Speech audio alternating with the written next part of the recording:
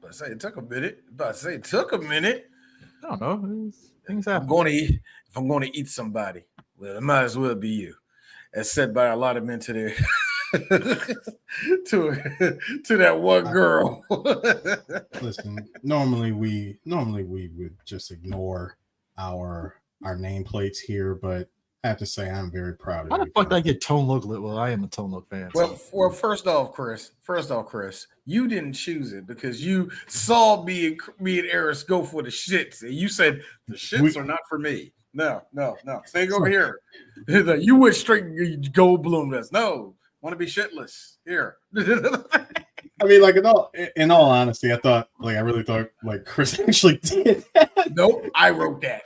Okay. Well, I rewrote it. You changed it to Stan. No, be the lizard, nigga. No, you got it. First of all, sir, I got a basic inclination. No. First of all, gentlemen, the lizard's name is sir.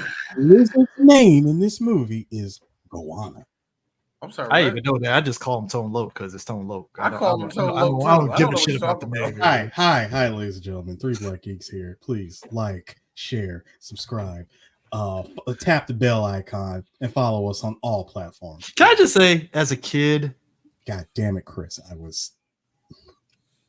I thought this movie much like the lizard, just going to interrupt. I mean, seriously, you just gonna snack on that damn snail right when I was in the middle. Look, the greatest thing about our podcast is all of us are consistent in some way. Sometimes I step on Eris's jokes at times, and Dee sometimes talks very loud. Eris sometimes, well, a lot of time. But either ways, it's consistency at least. So people, that's why we got the viewers. That's why we got the fans, because they see our consistency, and we're good at that. The same. That's the beauty of it. Sure, Chris. Anyways, Dee brought up a good point. But you know what, Chris? First off, chill. That's a but also, so Dee brought up a good point. Hour 15, huh? And I'm going to say the same thing I said. As a kid, I thought it was a smooth hour and a half. I am going to say the same thing. We were clocking close to 2 hours with this movie. No, damn it. I told you. This is 1992. A lot of shit flew under that radar. Studios will punch you in the mouth and made it to theaters. Studios will punch you in the mouth today if you say, I'm going to give you an hour and a 15-minute movie. They'd be like, get the fuck out of my office. Imagine the nutsack on the dude that wrote the first draft of Minions and said, cutting it under 80 minutes. I'm sorry, it's cutting under what? Oh, we give you $25 million. Fired? Is that what I heard? We're giving you $25 million budget for an hour 15 movie. Get the fuck out of my office now. But it will overstimulate the kids if we do. You motherfucker! Who cares about the kids? I mean, Ferngully will be. This is not why we're making this. I mean, are you Ferngully will be a fucking 3-episode miniseries on Netflix. So it's they stretched that joke all the way out. I mean, are you sure this is what you want to do? Exactly. $24 million budget. Hour 15. We'll see what happens. Fine. Cool. You know, it's this movie does go by really quick. It does. All right. No, okay, check this out. I will say this, Harris. This give me a weird phenomenon that I never thought I would get in watching a short movie. It got to an hour. It got to minute 44 and said, I looked down after a whole 25 minutes. The fuck you mean 51 minutes? How did the guys. It slowed down hard around the second, third act. It just slowed all the way down. The message, though. The message. You know what? I got a question. What the fuck was the message? On some real ish. This is an environmental movie. You can't get around that. But here's the weird thing. Save our rainforest. Save our rainforest. No, can Spirit bomb, and we all can defeat. Listen, I wish. Listen, I'm sorry. Yes, this was my number one. Let's get the let's get the elephant in the room taken out back real quick. This was my movie. For the love of God, stop. For those of you that didn't listen to our, like if you're just catching up with us, we mentioned back in the there you go. yes, we mentioned back in our previous podcast. D mentioned yes, the I being the homosexual of this movie. I swear to God, I could look, Eris, you were. If you were gay, Eris, if you were gay, and Eris is not gay, he is very, very hetero.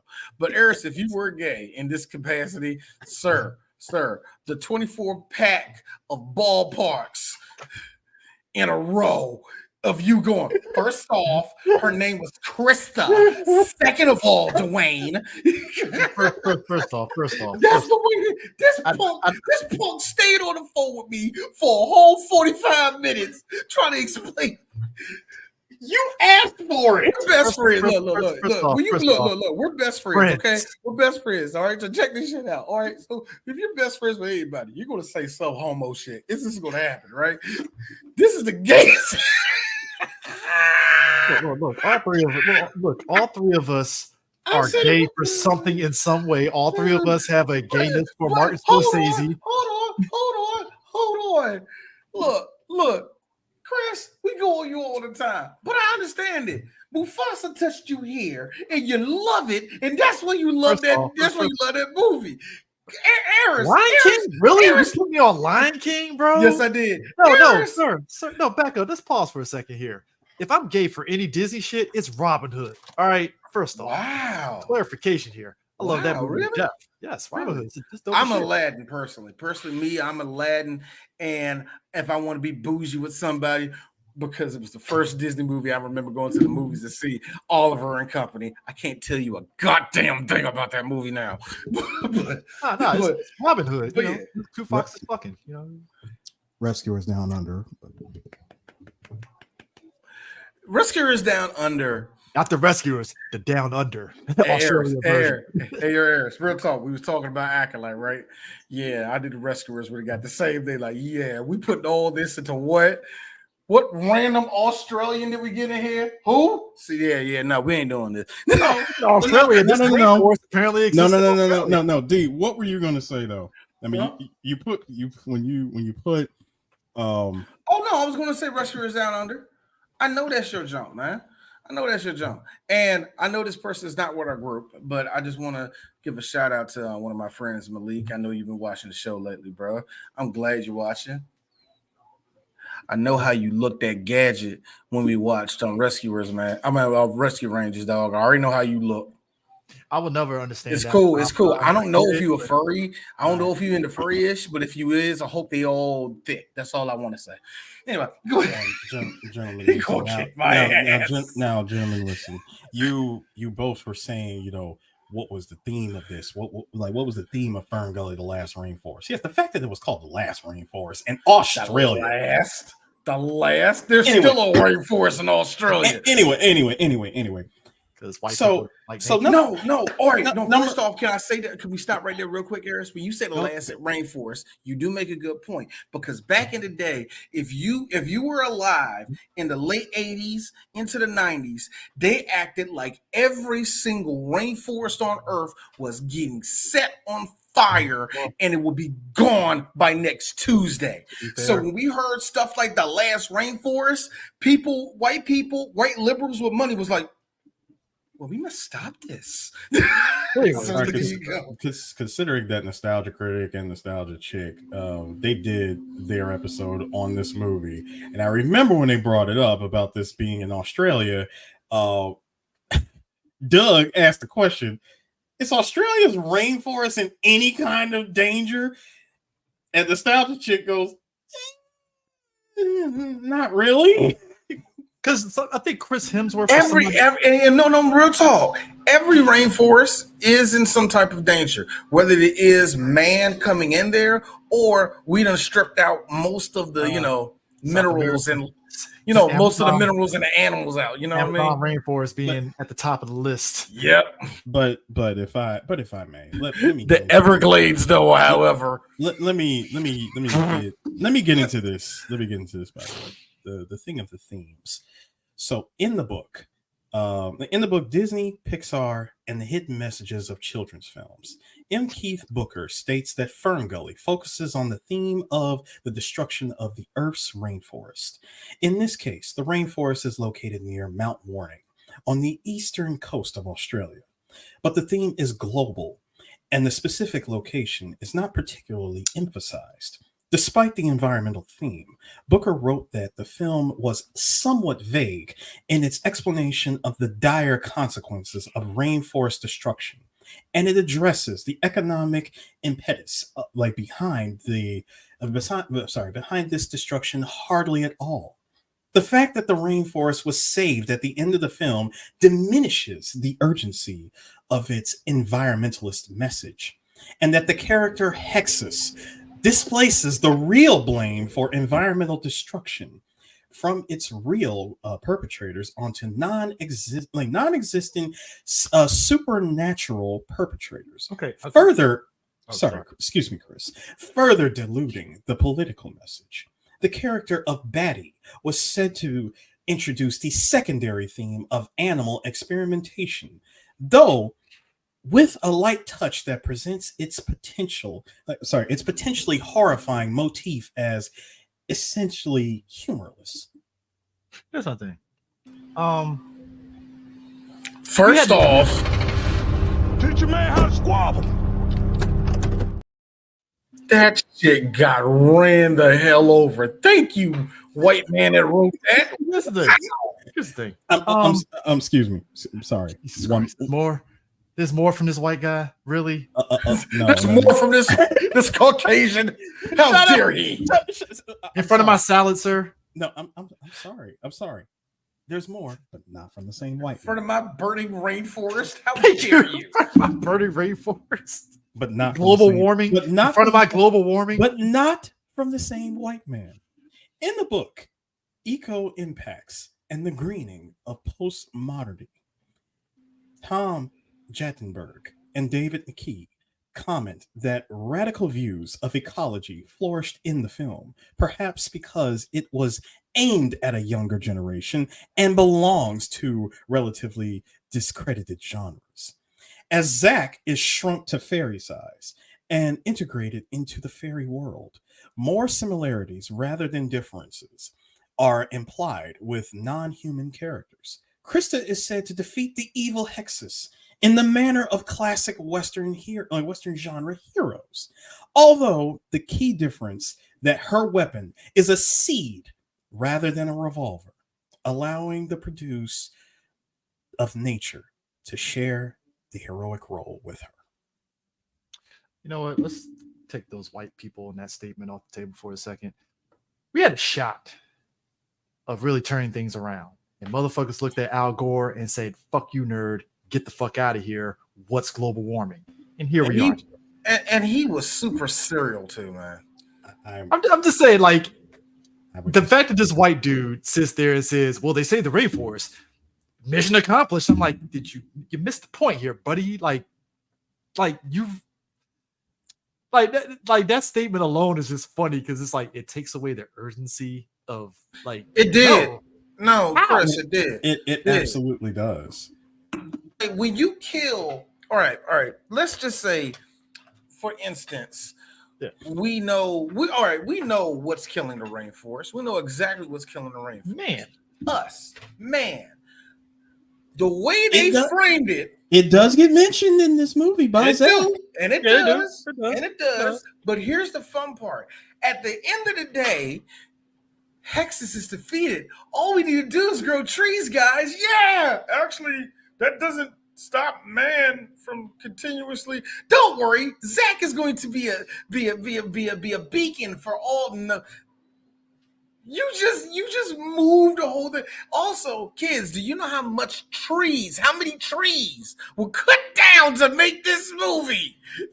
How many trees we cut down to make this shit? You know what I mean? That's what I'm saying. Now, granted, we will cut down some trees because if when we live in North Carolina, they cut down trees and then they replant them. To be fair, but that's like it's like basically you're slapping a Band-Aid on a fucking problem that's bigger than just. It's not even so much that because the bigger problem is when you have companies that promise to do that and only do a quarter of the forest. They put one tree up and like, hey, Mr. Exactly. Hey, now shut up, those tree huggers. That's all they do. Here's the thing: they're like, well, it sounds good in theory, but really, it doesn't work out because when you do that shit, it does make the land uneven, this and that, or the other. I mean, sometimes these trees don't fucking grow. I mean, it's the whole thing with that. But it's the whole thing of how like. And I see what you mean. I see what you guys mean about like, mission accomplished undermines the story, but it's like it kind of does give off the air of how like a lot of government places, mission accomplished in 90 minutes or less. Pretty much. And it's kind of like how straight up George Bush did it. Yeah, it's like how government officials talk about global warming and those idiots would be like, well, guys, it's warm in the summer, so clearly no global. It's like, dude, you're missing. I have a snowball.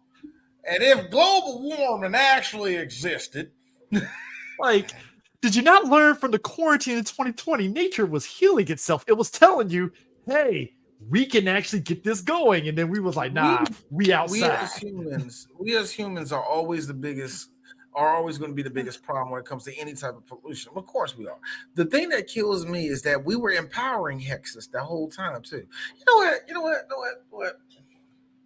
I really want to just get into this fucking movie because not because I want to hurry up and rush through this thing, but also real ish. There really ain't that much to talk about when you really look at Ferngully. It's more about what was happening outside of this outside of all of that. That's really weird. First off, let's talk about our people in this movie that we already know. Star-studded cast. Well, let's get with the less star-studded character, the main character, Zach. Jonathan Ward was in a lot of late 80s, early 90s movies as the kid of the group. I remember him. He was in Steel Magnolias. I remember him. I think he was I forgot whose kid he was in that movie. I want to say Shirley MacLaine's kid in that movie. I think he was the older brother in Mac and Me. He was in a lot of stuff. It's just he was a Mac and Me. He was a Mac and Me. Yeah. So him voicing it, it's like, all right, cool, John, you're here. But he was also Michael in the Broadway play of Peter Pan. Yeah, so like the best thing about him to me was that he ninja vanished the second he realized producers didn't want him no more. I love it. Well, that's what happens. You age out and you're not. And he's from Maryland. He's from Elkridge, Maryland, sir. It don't matter. We don't recognize. It don't matter. It don't. I'm sorry. Where is he from? Elkridge, Maryland. It don't matter, brother. What's that? Thank you. Listen, are we gonna do the same thing for Linda Hamilton? No, she's royalty. She's royalty, dog. But she's from a part of Maryland that none of the three of us would ever go visit. Which is where? Cumberland? No. What? She is actually from, and I want to get this. I thought she was from Hollywood, actually. Which is Hollywood, Maryland. Which is a part of Maryland I don't want to go to. St. Mary's, at least there's something down there, She is actually from Salisbury, Maryland, so Eastern Shore. Wait a minute, we talked about that. She's from the hood. We already talked about that. We like Salisbury, Maryland. That's Eastern Shore. That's HBCU territory. What are we talking about here? We already talked about in our fantasy that she joined the AKAs doing that little strut down the thing. Salisbury is different than Elkridge. Like nobody's saying I want to go to Elkridge. Hey, here's the fun part about that. We say Chris. that. Yeah, Chris says that until they put a round one out there. Super round one. No, I'm not going to round. Ugh, nigga, why? No, I said super round. It's already enough that I was going to Townsend. Ugh, nigga, Townsend. But like, just saying, like nobody. What did Townsend do to you? What did Townsend do to you? No. Some big tycoon decides to reinvent Jeepers. Great. Now, look, when you say big tycoon, I just see Doug Dimmadome from Fairly Odd Parents show up. I'm going to buy this. That's the first thing I'm No, it's the fact that I brought up Jeepers. He tries to reinvent. He tries to bring back Jeepers. I sense Monorail Man trying to sell us on Jeepers in 2024. I can tell you, that's a good one. All right, kids, do you want to hop in a ball pit that's shared with other kids that don't wash their hands? Yeah! Nah, you know what got me with Jeepers? And again, I was a teenager at that point. Roller coaster inside. That's like the game changer right there. You throw a roller coaster inside. That is. Spotsylvania County had this place called Sportsylvania that had that exact thing. Let me tell you something. An indoor roller coaster is not the shit. In theory, you would think it would be, but it's not. In theory, unless it's at an amusement park and it's one of those tunnel rides and shit. No. Like the Outer Limits Flight of Fear. Yeah, the Outer Limits thing is in a huge warehouse, right? So, like, here's what fucked me up about that. You know, you go down YouTube and you look at, hey, somebody's doing a first person of being on a roller coaster. You know what fucked it up for me, and that's why I will never go on that ride? They turn the lights on and you're riding the ride. I'm like, this kind of takes me out the immersion here. Like, yeah. That's what it does. It's like, this is stupid. Like, I might as well get on. Do that. It would take out all the immersion. But at the same time, not having the lights on, it gives you the idea that the roller coaster is like ginormous and huge. And I'm like, it's just cramped in this little. I remember going on that ride years ago, and there are rides like the Outer Limits. They call them different names around the country, at least on the east part of the country. I don't know if it's on the west. I don't know you know how they have same ride in multiple parks. But anyway, the thing that fucked me up was when it went through like one of the loops, you see the flashing lights, and I remember seeing it. I was like, wait a minute, are we inside of a warehouse? Like, son of a bitch. Anyway. But go on. But I'm gonna say, who else is lesser known on this list?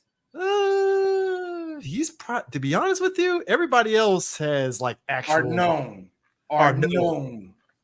Yeah, they're known. They're mostly like boomer actors that were well known back in the day and stuff, and they just kind of transitioned to being like Grace Zabriskie, for example. He's a narrator, right? You've heard the voice before, but when you see the person, it's like, oh, I've seen you in a couple of TV shows that I watched as a kid, and it's like, all right. Yeah, both Cheech and Chong are in this. This is their first time it was the first time they were together in like years or something like that. That's a big get back then, kids. You gotta understand, like, you get Cheech and Chong in your movie. That's like, holy shit. And we got them together. Here's the fun part. I heard Cheech sprinkled in the movie. I didn't really hear Chong until the exact end where he's like, yeah, man, I don't know why Christian didn't do it, man. And that was it. Like, there's a measure of no, I believe the line was, oh, he was a nice guy. Just needed wings. Thank you. You know what? I feel vindication for Cheech and Chong though, and Willie Nelson. It's like for years there were these rebels on marijuana, and then all of a sudden marijuana's legal now, and they're like, we got the last laugh, and now they're peddling edibles and raking in a lot of cash off that shit. So good for them. Man, you just gotta come pick this up, man. It's actually really good. And it's far out, man. Oh man, so you got Cheech and Chong, you got fucking Samantha, got the reuniting of Samantha Mathis and Christian Slater. Yes. I like that. That's a good one. That's perfect. That's a beautifully pixelated shot. I love it. Hey, Eris, look. I know. You'd be surprised. Half a shit. I know. No. It's not even that. Okay, it's not even that. Usually this is me every time you say some shit. Oh, the clarity, D, the clarity. I can take that, Eris. I looked around. This is the best one. Eris will get fired day one from Disney. I didn't feel like hopping on that thing and doing a screenshot. I really did. Eris is frozen, like he's like high, like. I don't understand it. Hang on. Oh man. Say man. Well, no, Samantha Mathis being in this movie, I was like, well, that's just 90s. That's so 90s. Same with Christian Slater being on here. That's just 90s of them. Thank you. I find it funny that this is because bear in mind, this is their reuniting after they did Pump Up the Volume, like literally like 2 years prior. And then, like a couple years later, I think they did Broken Arrow together. Arrow, yeah, they did Broken Arrow. So it's cool. It's great. You ever bang Samantha? You ever bang Samantha? Why would you ask me a question like that? I respect. Wait, hang on. We actually mentioned this guy in a previous podcast. Baltimore, Maryland's own Jeffrey Blake. Who? The white guy who slapped. Hang on, the white guy who slapped the shit out of Jenny in our Forrest Gump podcast. Oh, the one that got the brakes. Actually, no. He got his ass beat by the Black Panthers. He was the dirtbag. No, the Black Panther adjacent Forrest Gump. He was the dirtbag in Contact that was basically talking cash shit to Jodie Foster. In that movie. But he's more known for this. I know. Also, I didn't get to say this line. I get to say it now. I think you should come back home with me to Greenbow, Alabama. I meant to say that to let on their show. That was a fun podcast. Shout out to our chat on that one. Real talk. I love the hotel flex he did with that too. Like nobody knows where Greenbow is at, bro. I don't know why you yelling that out like that means something. Hey, Forrest be dope on Twitter, man. He'd be big up in Greenbow, Alabama, in his own way and shit. Crazy. I don't want to see Gump on Twitter. Just like that, they called me. Just like that, they called me a racist. And then on that, someone else is in this. CJ, I was just about to say, CJ, you know, no, I was gonna say Doctor. I was gonna say Dr. Mindbender, but you got it. Yeah, Brian Cummings. Yeah. I call him Dr. Slokoloff. I also call him the Stove from Beauty and the Beast. The stove has a name, sir. I also call them they. All right. Shut up! You shut up! Shut up! What the hell? That's how I feel right now. Thank you, CJ.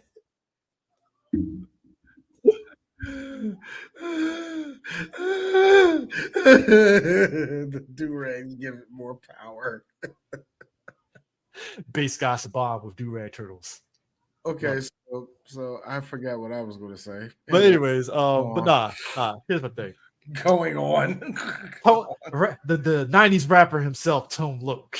Because I like how I was trying to think like D outside of Funky Cole Medina, name nothing. I ain't Wild Thing. Oh yeah, Wild Thing. I forgot you did that. It's like I don't count that. I mean, it's really those two. But I don't listen to hip hop. Wait. Faking the Funk and his. Let's be real. Same character in Poetic Justice. Let's be real. No. I'm gonna keep it real. Poetic Justice, out of the movies he's done, is probably the one movie he actually had to act. Because let me tell you something. Surf Ninjas was just Tone Loc being goddamn Tone Loc with a badge. I don't know. Tone Loc. Faking the Funk, he had more lines in it than he did. No. I would say Titan A.E. he acted better. And that's voice acting. No. It was I was gonna say Public Enemy. Poetic Justice was Tone Loc acting like, bitch, I know you ain't talking to me. Like that was a little bit too real. Ace Ventura, Tone Loc being Tone Loc. Hold on. Ace. Wait. Listen, man. Hang on. Also, let's also not forget Tone Loc being Tone Loc in his recurring role on the TV show, The Unforgettable, criminally underrated and canceled Rock. Yeah, he was on. Yeah. He played Rodney, who always wanted to smoke with Clifton Powell. Of course. And Rock and Clifton Powell had a Civil War like meeting for like. Yes, they did. That was wild. That was wild as shit. Like I was like, y'all gonna fight? I want to see Charles Dutton beat the shit out of Clifton Powell. Let's do this. And the most you got to see of them throwing hands was Rock command grabbing Clifton Powell up against the door. I like how look twice. I like how this is in D's lifetime. I've only seen two black men with the power of I'm a good black man do that to a drug dealer and win. Okay? Because everybody think all you gotta do is hit him in the mouth. Like, yeah. Real talk. He went, listen to me. When you do that, say, hey, yo, man, kill this nigga, man. Let's be real. Look, in the 80s and 90s, Gen X black folk were mad at everything. Kill this nigga. Let's be real. This was the crack era energy, pretty much. Hey, what you doing, my nigga? All the every nasty nice bar, British nights. every. But then, hold up. Come off that Jesus piece, my nigga. Come off that Jesus piece. Hang on, gentlemen. But you remember what happened? Hold on, but do you remember what happened after? Who was it? You remember what happened after Heavy D was the one who shot Clifton Powell's character in Rock? Here's Rock. What's up, baby? Talk that shit now. Got this light-skinned Jamaican to save my ass. My man had to use a cane for the rest of that show. Let me tell you something. The entirety of 2 more seasons. I hate black people. I hate millennials so much because we hit this bull crap. We need to have more shows like Rock. Y'all hate old black. Y'all hate old black. What do you call it? Respectability politics. You would hate every freaking second if Charles S. Dutton was the captain of the neighborhood. Here's how accurate D is saying this. Pull up our pants. Here's how accurate D is saying this. The motherfuckers that being dumb black people. The motherfuckers that heel turn on the Cosby Show. It's on. They heel turn. They heel turn on the Cosby Show. See, respectability, and I'm like, and y'all want Rock back? Y'all want Rock? Rock? Really, Rock? Okay. I live in crack era Baltimore. Rock. I'm a trash man. We're real talk. I was able to own a brownstone. I understand. Hey, understand union job, sir. Hey, Chris, I understand. Like, as much as I hate it, part of me do understand girls our age that look back at their granddays, and some of them look back at their daddies, and their daddies were freaking Rock. I understand that, but come on, bruh. I love that show. That show, yes, it had respectability, but fuck. By the way, that down there about Tone Loc being a posse, cool.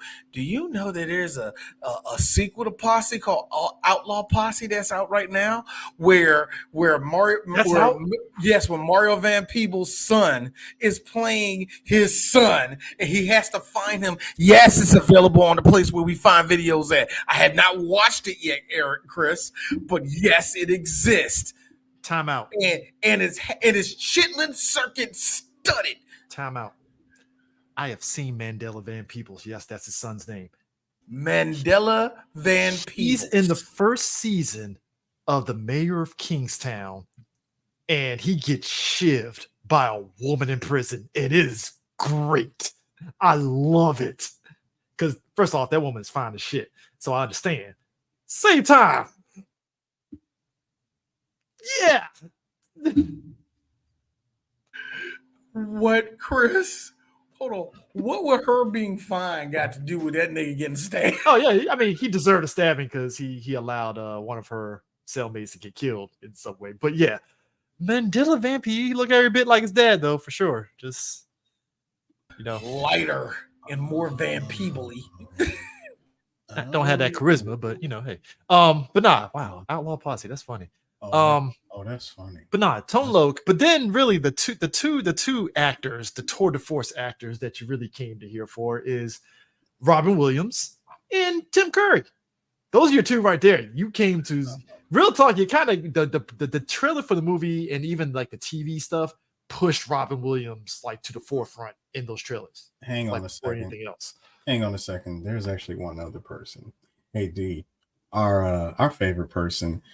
Miss Amazing, isn't it? Stabbed in the chest by Chucky, Grace Zabriskie, as the narrator. Yeah, that's what I brought up. That's what I brought up. Yeah.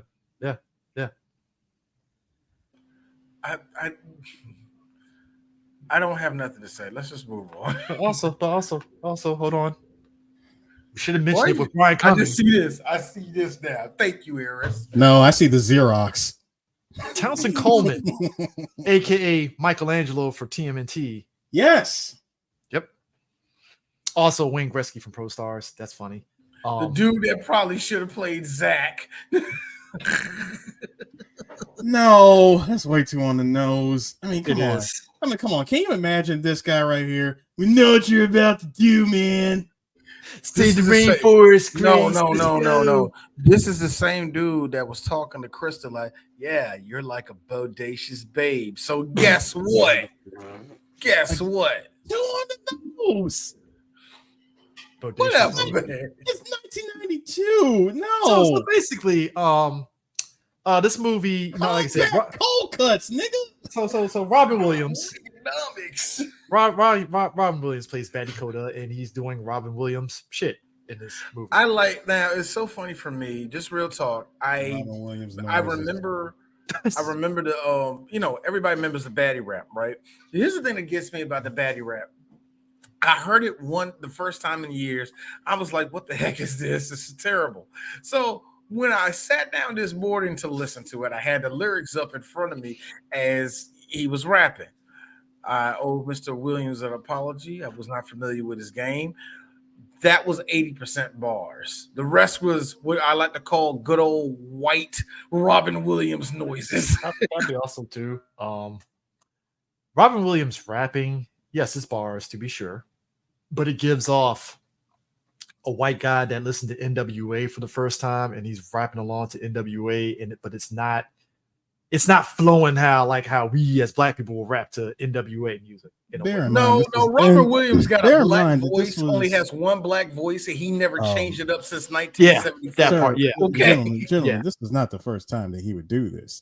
He would come back 2 years later in the film Mrs. Doubtfire before he goes to play a particular character, and he actually had a moment where he was having the whole backwards cap. That dinosaur rap. Yeah, he was doing that. He was doing the Marky Mark. Yes. This is so much of this. Good Vibrations is the greatest song ever. Here's the thing. We would never like.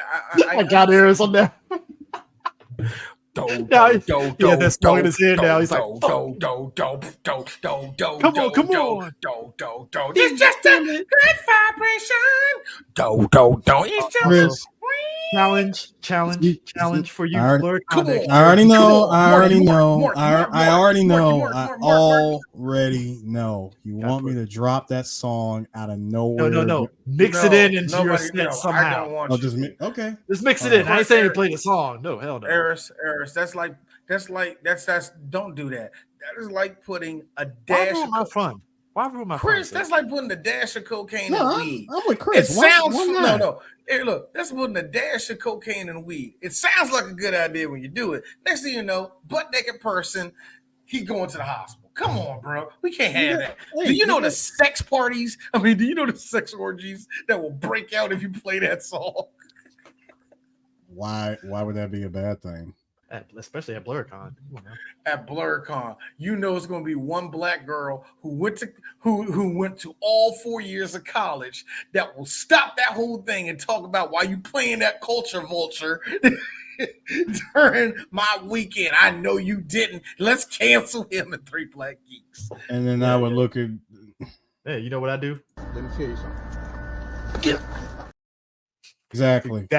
I would. That's what I would do too. Full civil rights finger. Nah. Marching finger. It's me with my cigarette in my hand. Be like, let me tell you something. All right, you ain't gonna turn down my. And then push him away with the cigarette finger. With the cigarette still attached. And then you're muted. This is what you do. Let me tell you something, bitch.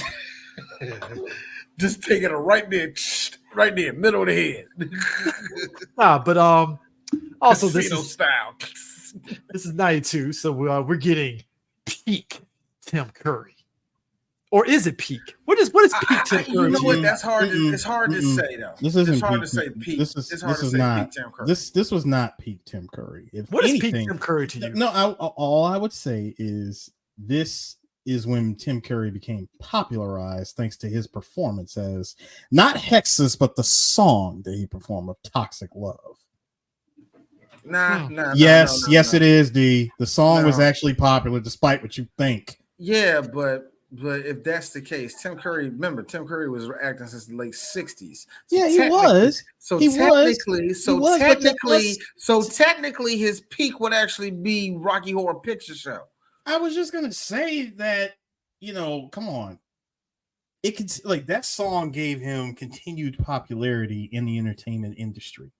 Motherfuckers love that song. Sir, we are millennials. We are lucky.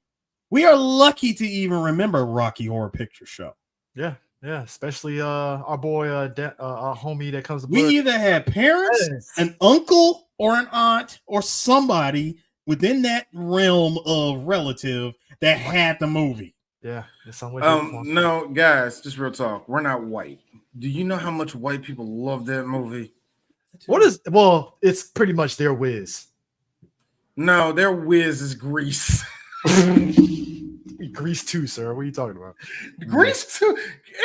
Okay, what is this joke with you in Grease 2? Did you actually sit down and watch that movie that no other white person liked? Well, me and our boy John had a conversation about Grease 2. Grease 2. I'm sorry that you had to sit and watch that movie.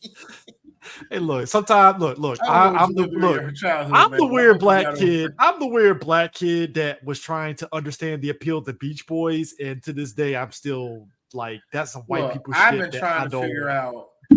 I haven't had a white person yet. I don't hate the Beach Boys. It's just like you should hate the Beach Boys. Get around, I get around, yeah.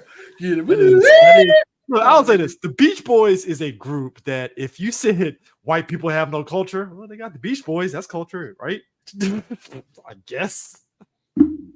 What, Chris? It's the face. It's like the Beach Boys. That's culture, I guess. White people culture. I'm knowing that, man. Those two Woodstock Boogaloo. What? All right, look. Anyway, Woodstock Boogaloo. Anyway, so I got a question. I got a good question. Yeah. So, Grandma Fairy, what's her name? Maggie, Guru. Shut up.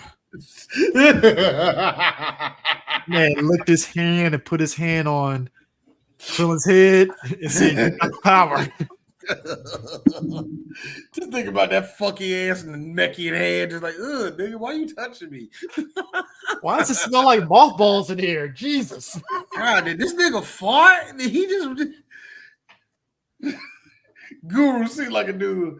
Come here, man, child. Like, yo, come on. There's his corpse right now. You're like, yo, come on, cuz, go, man. Nigga gonna fart as soon as you walked in there. Smell like icy hot in dreams. Oh God, yo, no, Guru seemed like a nigga that would have the beads, little, the beads as a doorway. Yo, he has a TV, is playing random game show. Yeah, what was the one with the devil? What was the one with the? I forgot the name of it. When I went around, I forgot the name of it. The Home for Infinite Losers version of In the Heat of the Night, just playing In the Heat of the Night with Gaz and Mez. Thank you. Okay. We can't let her into Heffel. Why not? He's like, why not? She's retired.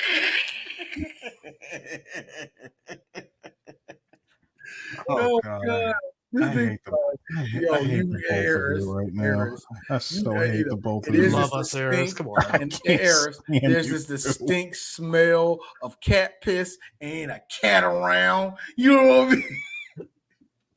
So here's you. Look, because there's no cat around, here's you. So you've just been peeing on the floor? Like, you the bedpan, sir? Jesus. Yo, man, this got a red. Look, it get real quiet in there. You hear the audience.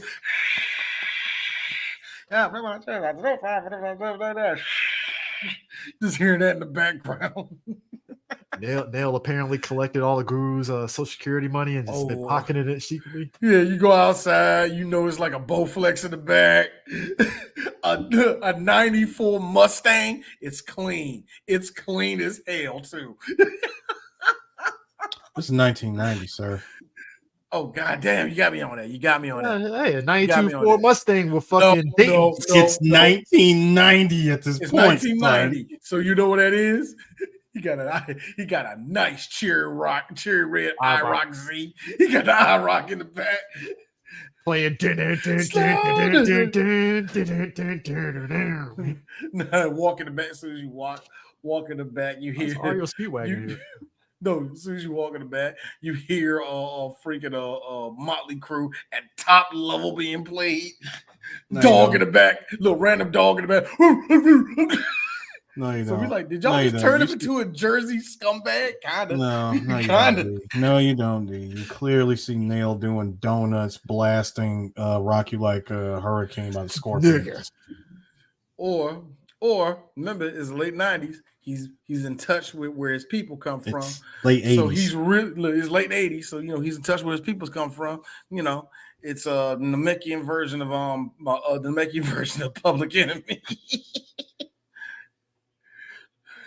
Oh, Jesus. Here come Frieza coming down the road. Get down. That's why Nail tried to do the chop and got the whole arm ripped off. I'm like, see, you ain't been training. You just been out here collecting that Social Security money. You know what I mean? Out there, Like, you got a drug problem now? You got a drug problem now? So I look, every now and then I get a little bump for myself. That's what I do. Listen, before this turns into Volcano High, wow. I wanted to mention we like this movie, kind of. Do we? I simply wanted to mention, gentlemen, since we got to the Robin Williams portion. Did you like that? There's one part of the movie where he quite literally reenacts his moment from Good Morning Vietnam. Mm-hmm. Yep. That's a wild movie, by the way. That's the one thing that's really weird with Robin Williams. He, as erratic and as random as he is, Robin Williams is actually kind of like, if you've been seeing, like we saw him all our lives, up until that episode. So it's like we kind of knew the voices he was going to do. You know what I mean? So Robin Williams had like a kind of a thing, like he's going to do one of his old movies. He's going to do a voice for one of the movies, and this one was Good Morning Vietnam, because he kind of did that in Aladdin too. Yeah, he did. I think Aladdin is probably his strongest one, personally. It's kind of funny. It's kind of funny that Disney was willing to sue the living shit out of Fox. They weren't. Not soon. No. I know. No. Disney. No, I was gonna say I got the story for you. Basically, this movie, Ferngully, is technically Robin Williams' first animated feature film. It is to me. It is. It's 100%. It actually is. 100%. It's legit his first animated film. And because Fox got the jump on him with him first, even though he was picked out by Disney to do Aladdin, which that's a whole other can of worms with that company. He wanted to do the movie. In fact, they were trying to strong arm him into backing out of doing Ferngully just so he can be 100% on doing Aladdin, because Disney didn't want Robin Williams being voiced in 2 animated feature films in the same year. Yep. I'm sorry, Disney. That's some good old Disney mess. I'm sorry, Disney. What part of Nintendo's playbook were you reading in the early 90s? My Negro, thank you. You like Disney has like I told this to a lot of people. Y'all really think Disney gives a fuck the way you think they do? They have always been. Me and my lawyers don't like none of this shit. Okay, all right. Stop. Look now. Disney already had to walk back that fucking damn shit about the couple that can't sue them and shit because they had Disney Plus. They already had to walk it back because now it's like, oh, so now you finally realize how stupid that shit is. So now you're going to actually have to pay those people. You could have just avoided it if you just paid them. Chris, tell me the Mickey Mouse costume, Mickey Mouse head size balls. They had to tell her, well, see, he asked for the free trial. The newt stick on them. The bowling balls on them, and then stood on business and thought the public wasn't going to know it. That is some Disney. Yeah, but you know what's? But I think it's interesting too because they get them for Ferngully, and yet boom, same year Aladdin is the thing that blows it up even more. But let's think about it. Ferngully, made by Fox, Aladdin that was made by Disney. Even if the movie never came out, the Disney one was going to be way more popular. You know what I mean? Yeah. I was just going to mention that, not to mention Disney did constantly interfere with the production of Ferngully. Because that's what Disney does. Took over their spaces twice. That the producers had to, they basically rented and man.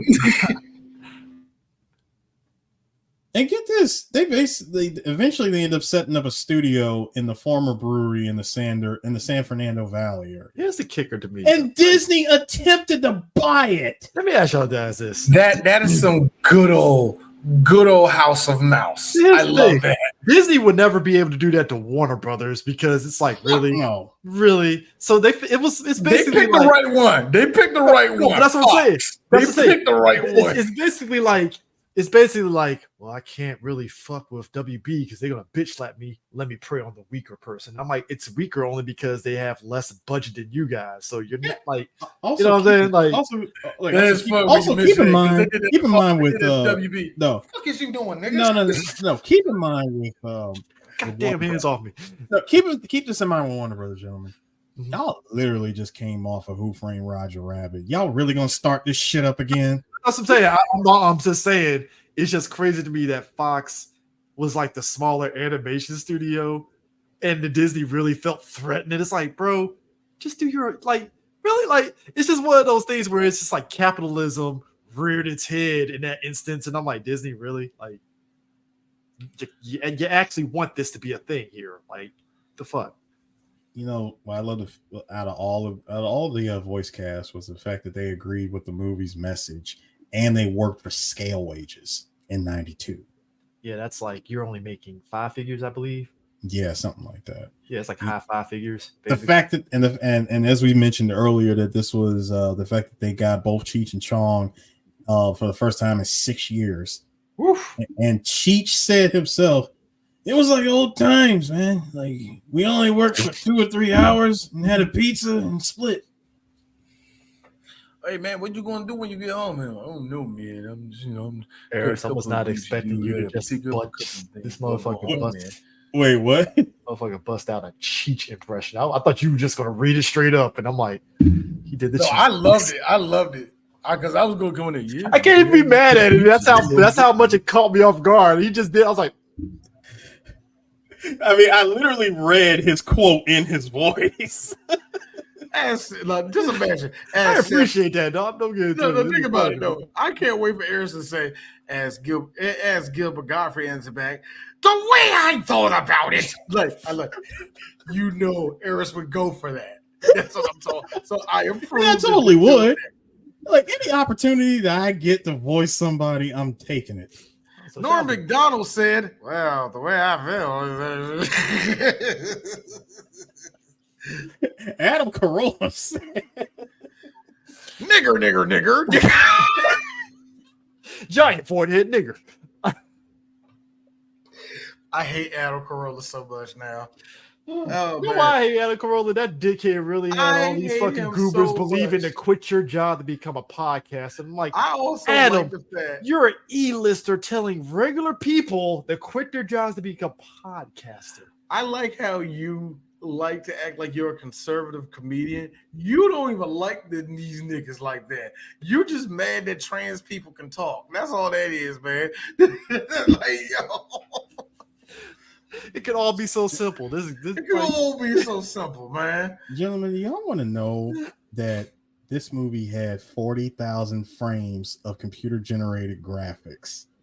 Yeah, you can see it in some of these shots. And the fact that most of this movie's $24 million budget was just spent on animation and the soundtrack alone. No, isn't that kind of like? Isn't that kind of worst part? I'm sorry. Go ahead. Like the non-Disney stuff, like. Wasn't that kind of how like Great Mouse Detective? Well, was that Disney Great Mouse Detective? Yeah, Disney like Great Mouse Detective, and both Rescuer movies were doing the same shit with CG and stuff, like with the animation and stuff, and that was like 3/4 of the budget right there. And it's like, well, that was 77 and 85, and And you could tell there was a lot of rotoscoping with that. Oh, there was drawing too. And I'm like, Jesus Christ. But here's the thing. Like, we talked about this with anime, that it took a while for computers and animation to really kind of link up the way they do now. It took a while. It took a good while. And it like only in the lazier cartoons you can see when they mix those two in, where either the thing that's animated juts out too far than the thing that is just computerized. There were several shots in this movie where they would do like a panning thing, and then you notice these flat outline characters against this whole big moving. What the fuck? It was seriously. It was like they literally took scissors, cut it out, and pieced it. And every 2 seconds they moved all. They looked like they did stop motion. That's Eris. Eris. I said it earlier. I said it to my wife, and I looked at her. I was like, I don't think this movie is animated very well. And she said D was 92. And I was like, no. In 92, we had The Little Mermaid. And then she agreed with me. Well, listen. 91, 92, you know what I mean. Yeah. I know what you mean, but you know what no, no. It's no, hear me out. It's funny you say that, because the fact that this movie took them 7 years of dreaming, hustling, followed by another 3 years of production. All to get, like, in actuality, it was like 5 years trying to get this movie off the ground, and that was from both Wayne and Diana Young. She, like, the wife who wrote the book of Ferngully, by the way. They spent all that time trying to get this movie off the ground, and they have Walt Disney's Little Mermaid to thank for bringing animation back to the masses, and which made all of this possible. Yeah, it's always happened. That's cool, man. That's cool. I mean, who knew that Disney would have had a Nolan Ryan? It was Nolan Ryan. They had a brick in their hands. So let me flip that movie real quick. You know what? And you know something? The part with the the part where Krista gets attacked by the freaking birds coming at her. Yeah. CG, my friends. CG. Okay, yeah. Yeah. And the shot also, and the shot at the end of the movie where after they decided, hey, we're gonna upgrade the new Hexus tree by helping that seed grow. That shot where where the birds come into the foreground. I'm sorry, they come in from the background and into the foreground. More CG. Here's my thing. This had very Don Bluth vibes at times. You think so? A couple of moments. I'm not saying everything. This looked like Don Koof more than anything. Oh, and hold up. The movie didn't look good, man. Look, and I told myself that Don Bluth does make some wacky animation that looks good, but at the same time, it's like, why are they proportion wrong? But you can get it. You know what he's doing with it. This wishes it was Don Bluth. No, first of all, I ain't getting none of that. And the fact that you had music by Alan Silvestri. Oh, y'all was spending money. Yes. Fox, y'all spent money on this movie. So who do you want to be the lizard? Tone Loc. Gotta be real. That's a big get, man, in here. That's a big get to get Tone Loc. It is. You got like Croyer Films and Young Heart Productions and FAI Films were all production companies for this movie. And hold up. And Sheena Easton is in the soundtrack, fellas. Money. We got ourselves a movie here, okay? This is cinema, all right? Elton John, buddy. Got Elton John to be with it. Come on, do you think we're fucking around here? This is going to be the next big thing. See, 30 minutes, that's all we made? How the fuck is that all we made? The fact that you dropped this movie on April 10th, 1992 in North America, and then months later on August 27th, 92 in Australia. I feel as though, speaking of which, Ellis, you have a picture of Zachary, don't you? Seems that there's a big disruption that I have with this movie. You see, like, I get it takes place in Australia. And I was like, well, Zach is probably from I was like, Zach is probably from America. Way. It's the hair. It's the Mel Gibson hair. That's why he's in Australia. But the fact that it's a work permit for his identification card. Hold on, nigga. How's that a work permit? You're only 16 years old and you're working with deadly trees. It's called. It's called. We used to be a proper country. We were shipping out our kids at age 16. I love the fact that he doesn't have an actual address, but a PO box instead.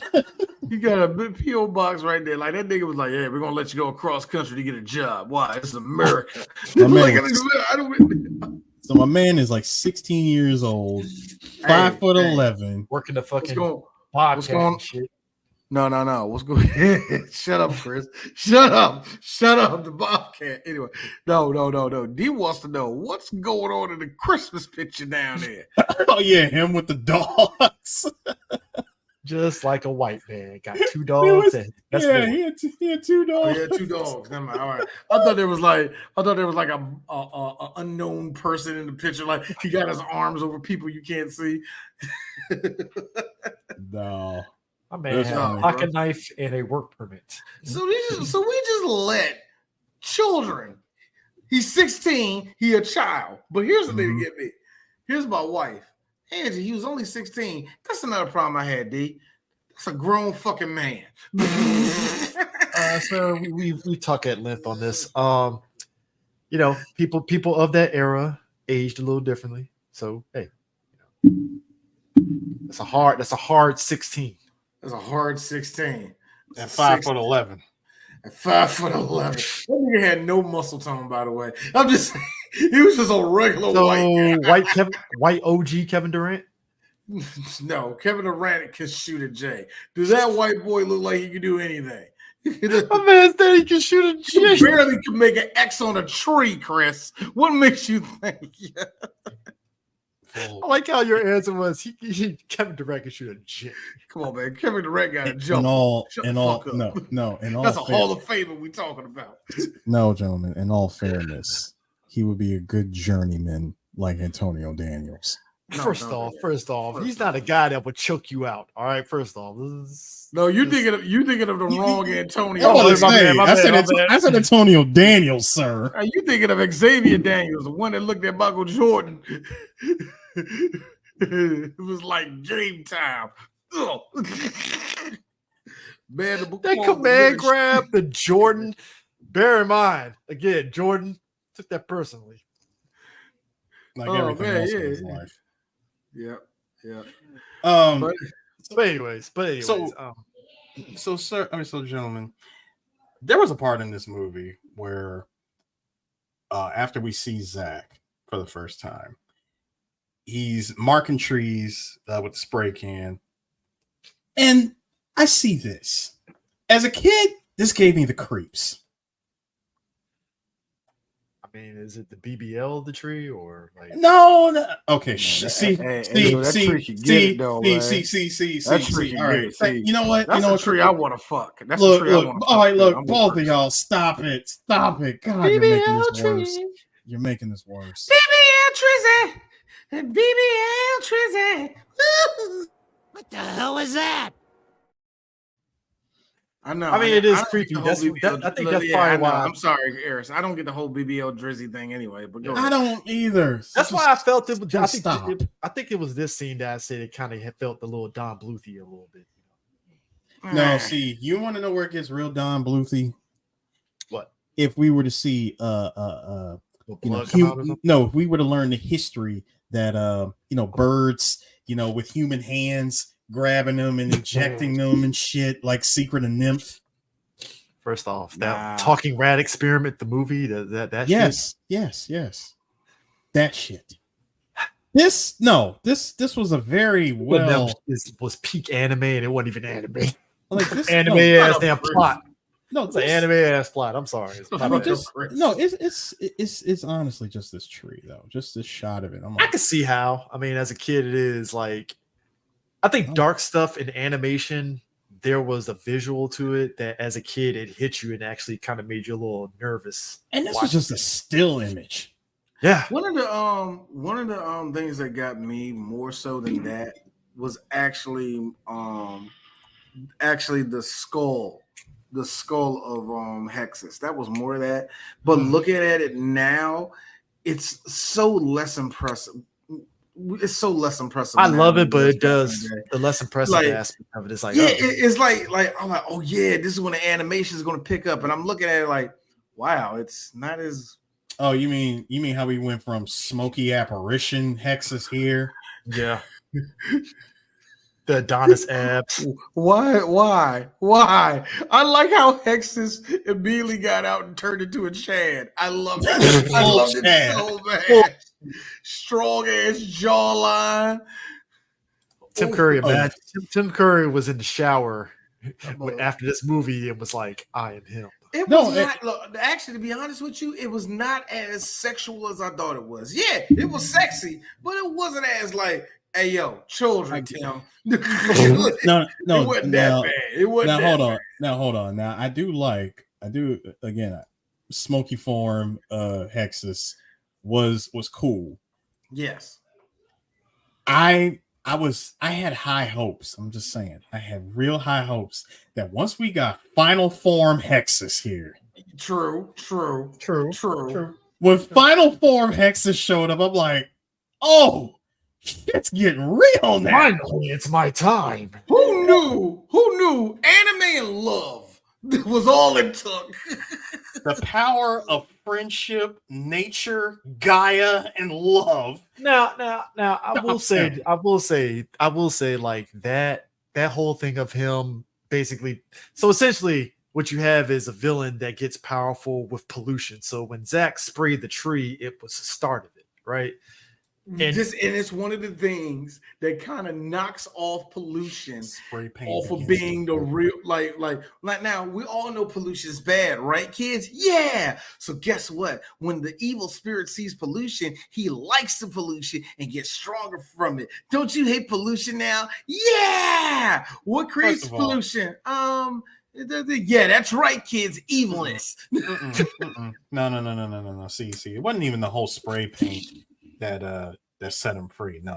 See. I said it's the start of it. I didn't say it was. No, I know it's the start, but what it really was simply just a fucking Shagalhod right here. No. This isn't the Shagalhod. What I really wanted to say, Metal Gear. No, just get Metal Gear out of your mind, sir. See, when I first saw listen to me. All I wanted to know is, sir, where the freedom fighters at? How are they going to stop this from destroying Knothole Village? Sonic Underground. Wrong show, Chris. I was going to say, I don't know what the fuck you're talking about here. Oh, God, you suck. How do I suck? Nigga, the Saturday morning cartoon of Sonic. The serious one. Oh, I'm sorry. I don't know. I never seen it. I never watched that one. It actually does look like I gotta be honest with you. It does look like that show. I watched every other piece of Sonic show, but I never watched it. But the good one. You watched all. First off, the Goofy Sonic was dope as shit. What are you talking about, sir? Thank you, Chris. I knew I had a friend in here. Obviously, apparently, it ain't Waterman over here. Waterman, like, I don't like this goofy shit. I want my damn Sonic to be serious. It's like, I want to know what happened because the second I heard Charlie Adler's voice and he was evil, and I want to know how it is. I'm sorry that I'm because Harris hates fun. No, look, Harris. I am sorry. I'm sorry that I was collecting Marty Scorsese over here. I'm sorry I was collecting the Sonic comics since the beginning. All right, I feel the bouginess. You see the bouginess he got to put out there that he got a collection of Sonic. I collected it. I collected Archie comics, sir. Ain't nobody afraid of Archie comics. Who the fuck is the Harlem Globetrotter comics? Who is asking for anybody to be in fear? Who? Harris tells his first kid it's putting you through college, goddammit. Fuck that nigga. No. Fuck that nigga. Take this issue where Sonic and Jughead do the Ryu and Cyclops handshake. First of all, no. Knuckles had to find a way to get out of Riverdale. No, you got the wrong comic, Negroes. It's Sonic and Savage Dragon. Oh God. That means you gotta look at Rob Liefeld actually tried to draw feet on Sonic. Yes, you do. Dragon. Yes, you do. Sonic got a big ass chest, all these muscles, sticks for legs, and still drew the motherfucking felines wrong. No, if anything, gentlemen, I would like to point out Chad ass fucking damn Knuckles. God damn. I just wanted to point out this particular scene from the movie here. Let's take a look at this. Oh, that Final Fantasy X scene. It's great. Yeah, see. No. It's. I'm gonna listen. I'm telling my future grandchildren that this was Titus and Yuna. And much like Titus and Yuna, hey yo, Titus, don't. She's having a moment, nigga. If you don't get your sweaty, I know you got a hard on, but you don't need a pressing on that young lady like that. That is sexual assault.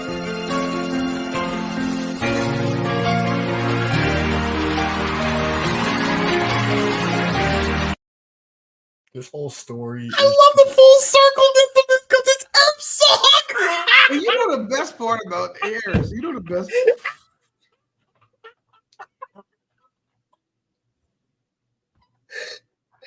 Fucking beautiful.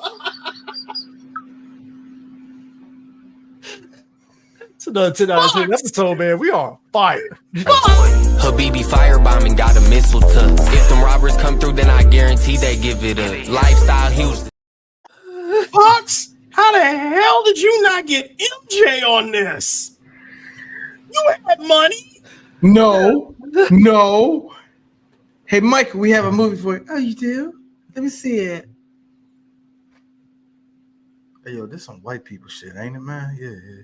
I know. I love it. The fuck is this, man? No, yeah, man. I'm gonna leave, actually. Hey, yo, man, fake like we got a phone call. Oh, I gotta go, guys. I gotta go. Actually, this is Mike. I can't co-sign that, big brother, but I ain't mad at you for what you do.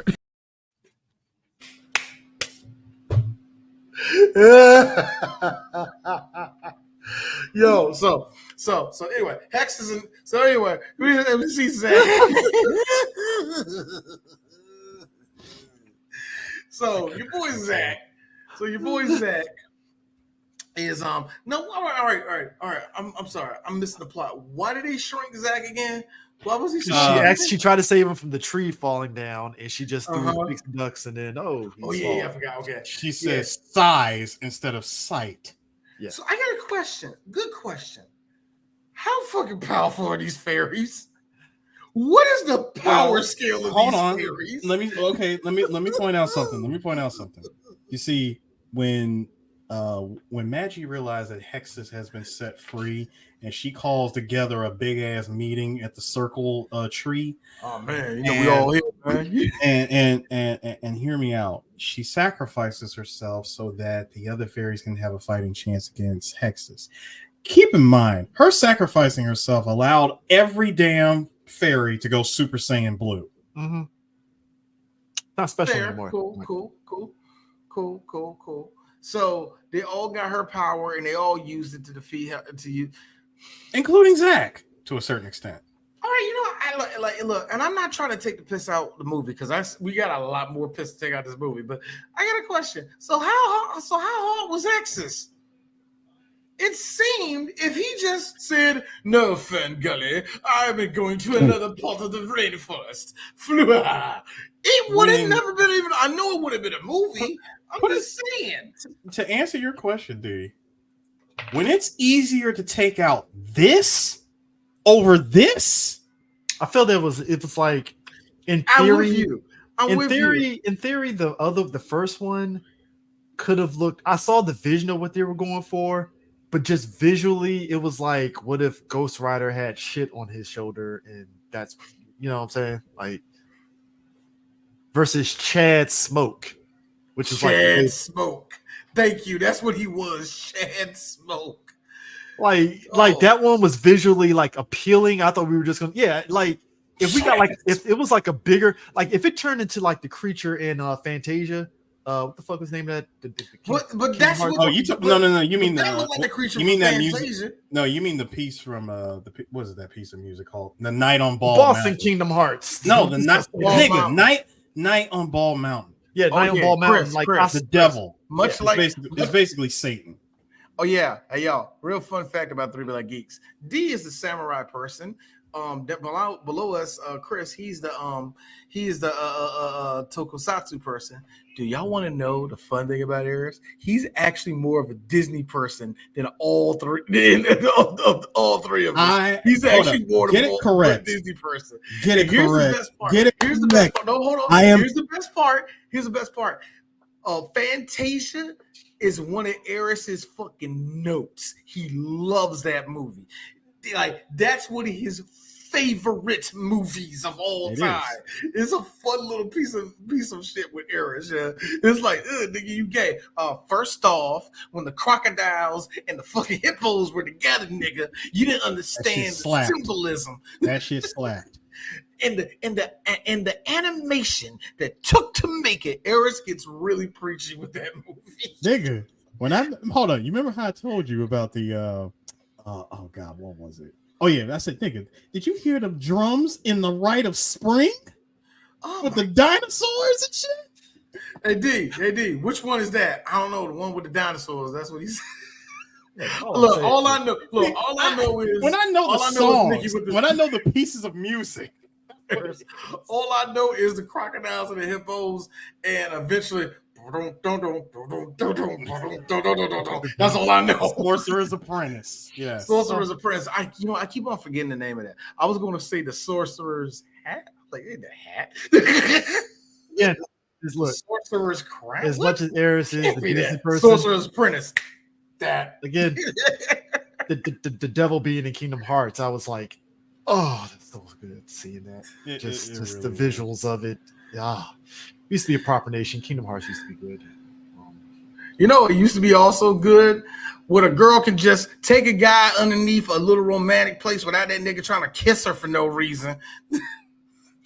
You know what? That would have been a very awkward moment because it'd be like, I fucked a fairy and nigga, you did what? Nigga, you gay. No. This nigga fucked a fairy. I told you, man. This nigga gay as hell. I mean, this is on some Black Fayday shit. It really is. Shit, Black Fayday would have been more sexier. By the way, I'm just gonna be that person. Krista looked like she stinks. I'm just gonna be that person. She looks like she smells like the whole rainforest. Gosh, she looks like somebody. She's like somebody that literally asked the question. So, do y'all really wash your legs and feet? You don't wash the bottom of your feet, do you, girl? No. Hold on. No. I'm gonna say this, though. I feel that Kristen don't wash her ass. Just gonna be honest. No. Hear me out. Much like Japanese people, they don't sweat. Yeah. Okay. Cool. Mm-hmm. No, I'm listening. I want to know where he's going with this. I'm just saying, fairies don't. Are we good? The table, Chris. I know, Chris. God damn it, man. Hey, yo, Tolo, stop hitting the table. Stop trying to make a beat right now, nigga. Oh, nigga, I got it real quick. So a nigga. Anyway, no. We're on the same game. I'm just saying they don't perspire. They don't listen. They don't perspire, therefore they don't sweat. Therefore they don't stink. So you're telling me movies have been lying to me? Japanese people really don't sweat, and how is that possible? I did that shit. I'm sorry. How long did I say I lived in that country again? Oh, my bad. The Japanese whisper over here. Actually, Eris. I think that's how many times did I bring that up when I was over there? Eris, that's because they actually request. No, how many times did I request of you, gentlemen, if you can get me some freaking Right Guard or some kind of roll-on deodorant to ship it to me? I remember you being more concerned about the candy. No, I definitely needed it. That was until I found out about Costco actually having them shits by the pack.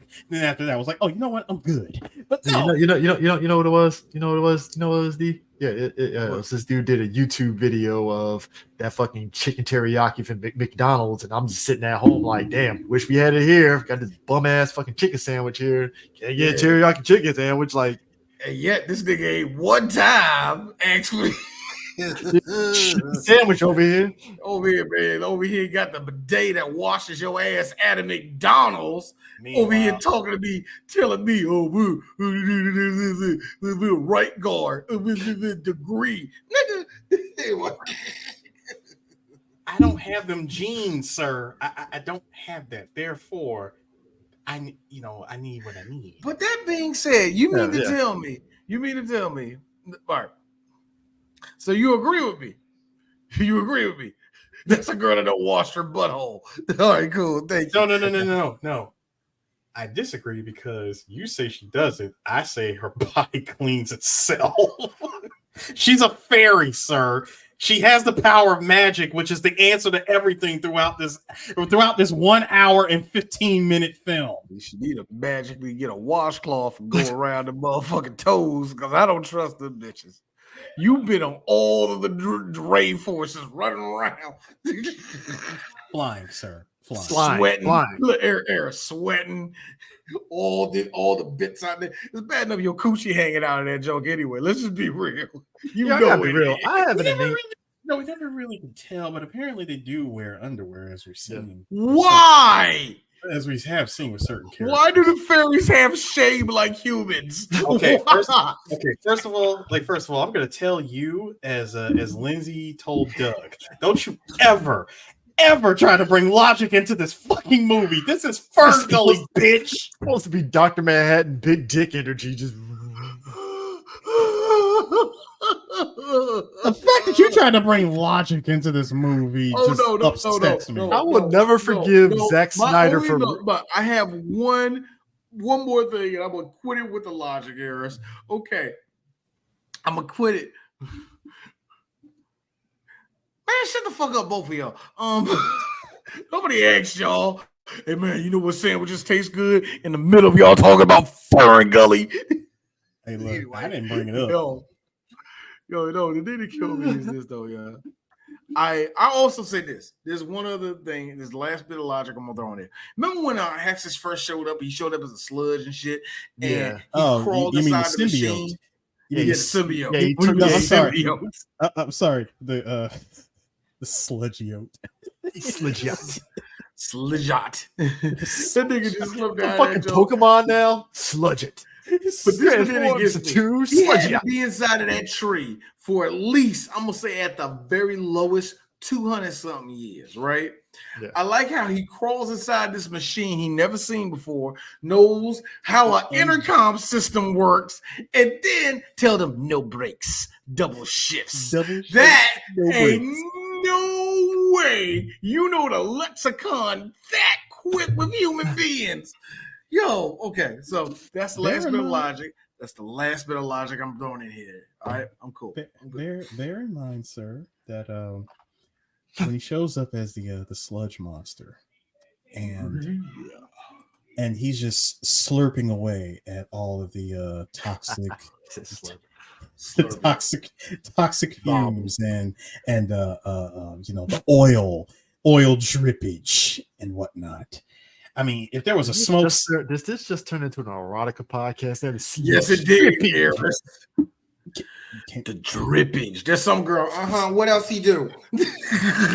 Might I continue uninterrupted, please? Yeah, y'all niggas fucking it up. Hurry up.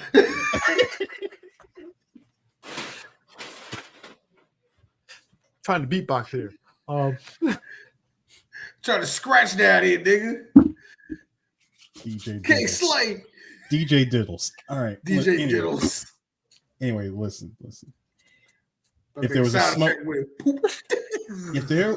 if there was a smokestack somewhere on that the leveler, he was two-handed and shit.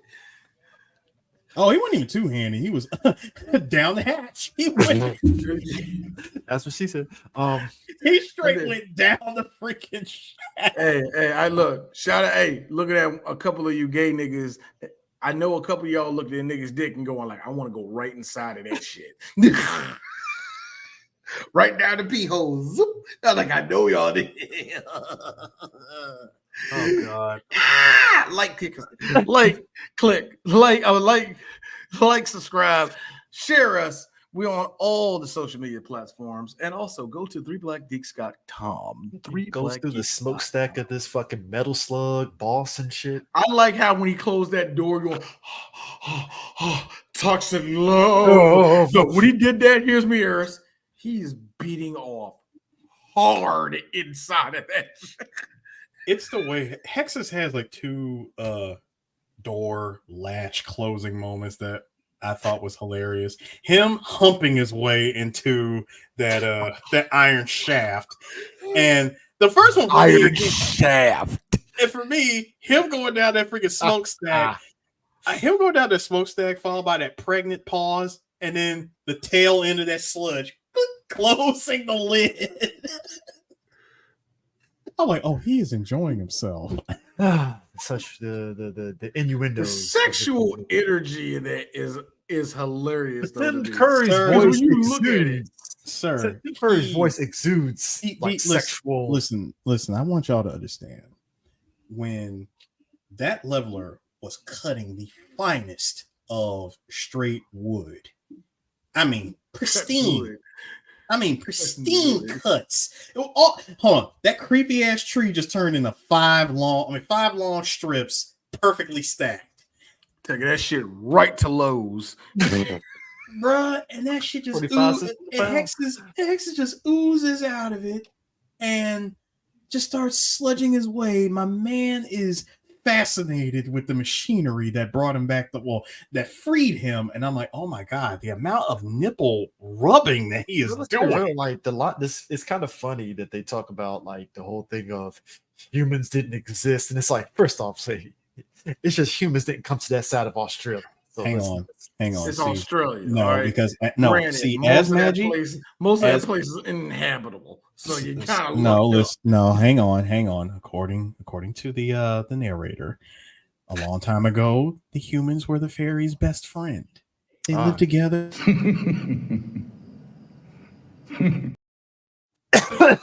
They lived together in harmony until Hexus showed up. Many lives were lost. Many lives were lost, and the humans fled in fear, never to return. I mean, they left Australia. They went to other countries. No, meaning they just went 25 miles down the road. Yeah, we live in Sydney now. Because again, safe zone. That's a safe zone. Sydney, Melbourne, those are pretty much the safe zones. Time is never it's never determined. It's never established how much time Hexus has been locked away in that tree, and how long ago the humans ran away. Because you got to remember, the fairies, they lived deep in this rainforest and they never went above the canopy. Well, that sounds like Darwinism at that point. They don't need to be alive. Which Batty does say, by the way, when Zach was supposed to be grown back to normal size, my man is guessing the shit that he's turned it into because the magic got fucked up, and he goes, "Oh, it's Darwin's grab bag." I like that joke. I actually thought it was. I like that joke too. Speaking of Batty, hey, can we? As much as we love to talk, like we mentioned about how the animation didn't really age particularly well, or wasn't animated particularly well. D, you are absolutely right. There's a moment Batty looked like this. Yeah, it kind of threw me off. And in the very next shot, he goes back to normal. It's confusing.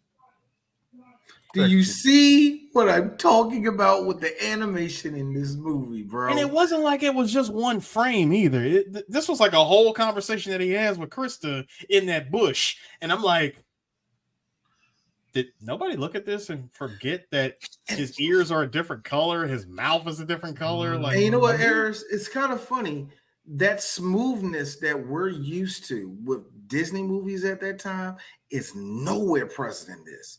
Hold on, I'm gonna keep you one better. The smoothness that we see in WB movies and Don Bluth movies at the same era look miles better than this, and you can tell that they put money in this. This and the Camelot movie were both made by Fox, if I'm mistaken, and they both suffer from this same freaking problem where the animation will look good, but the smoothness and then, by the way, the smoothness in the animation was the solid 5 seconds of this. And that's what I'm saying. It's like even that kind of messed up on us later on, man. No. I know. And I'll tell you the part. It was when he does the full flex. Yeah. The animation took a dump after that. And like I said, all right, now I still like it, but the part that I like the most is when he breathed in. You can see the fire go through his nose and then it comes out of his mouth. Yes. Yeah. Looking at it now, it's like, oh, that's how it looks. I thought that was legit scary. Okay. It's like this. It's fine. It's fine. It's not your fault, movie. I mean, it's so okay. It's so disappointing. I did want to mention, by the way, Batty, of course. You know, for a silly character, he has some bars. And I'm not even talking about the rap. I'm not talking about the rap. One line in particular. Yeah. You don't mind getting all your minerals in one burst. Hey, first off, Batty, that's a good joke about pollution in the city. But number two, shut up, nigga, you can't see. Well, hold on. According to Krista, he can actually see now. Now he can see because she's Jesus and Goku when she wants to be. So, and also keep in mind that she gave him that ability to see when he first shows up at 9 minutes and 15 seconds of this movie. And much like the length of the movie, him showing up within the first 10 minutes threw me off. I was like, I could have swore this nigga came in the movie like at 25 minutes. No, sir. That was this early?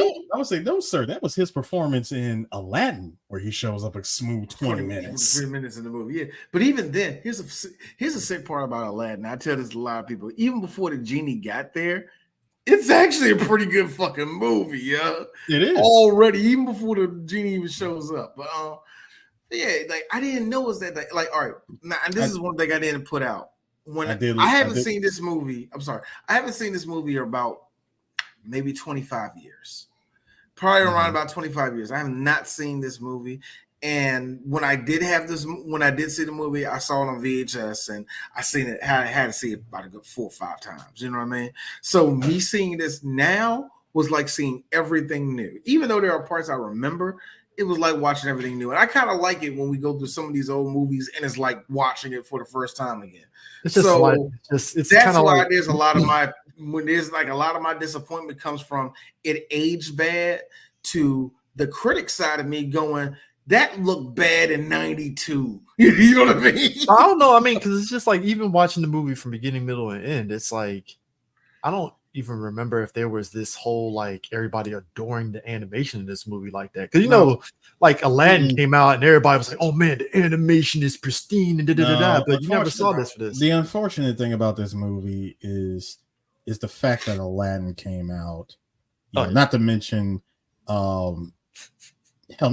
Beauty and the Beast came out before this, a year before this, and that was a mega giant. Because that ballroom scene with Belle and Beast dancing, that was like money was thrown at. And shout out to Disney for actually keeping that part looking cleaner as it gets older. It still look good now. That little back shot, you see how 4K.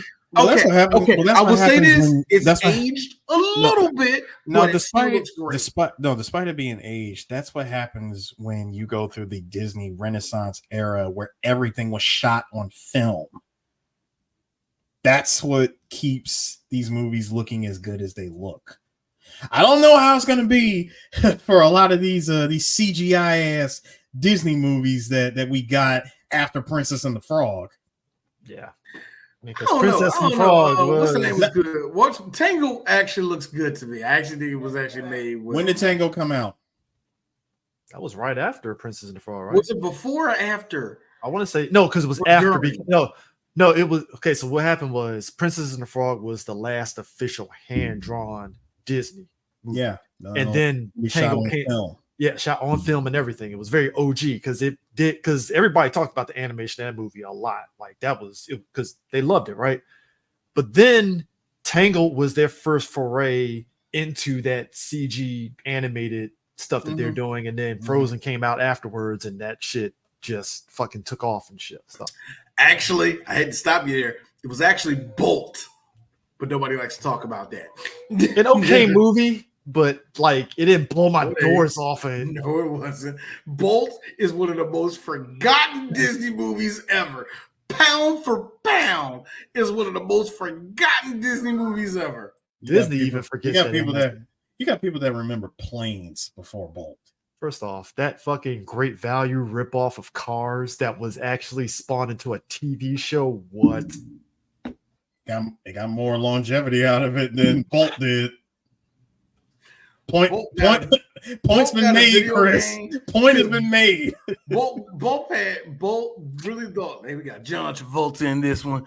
The kids are going to come out for him. The guy from Grease is headlining your dog movie in money. John fucking Travolta, Saturday Night Fever. He's going to be the dog. We got it. Hey, listen, but at least millions of trees weren't cut down to make that movie where you didn't have to feel its pain. I'm sorry, it's pain. Humans can't feel anything. They're numb from the brain down. Message. Yes and no. I agree.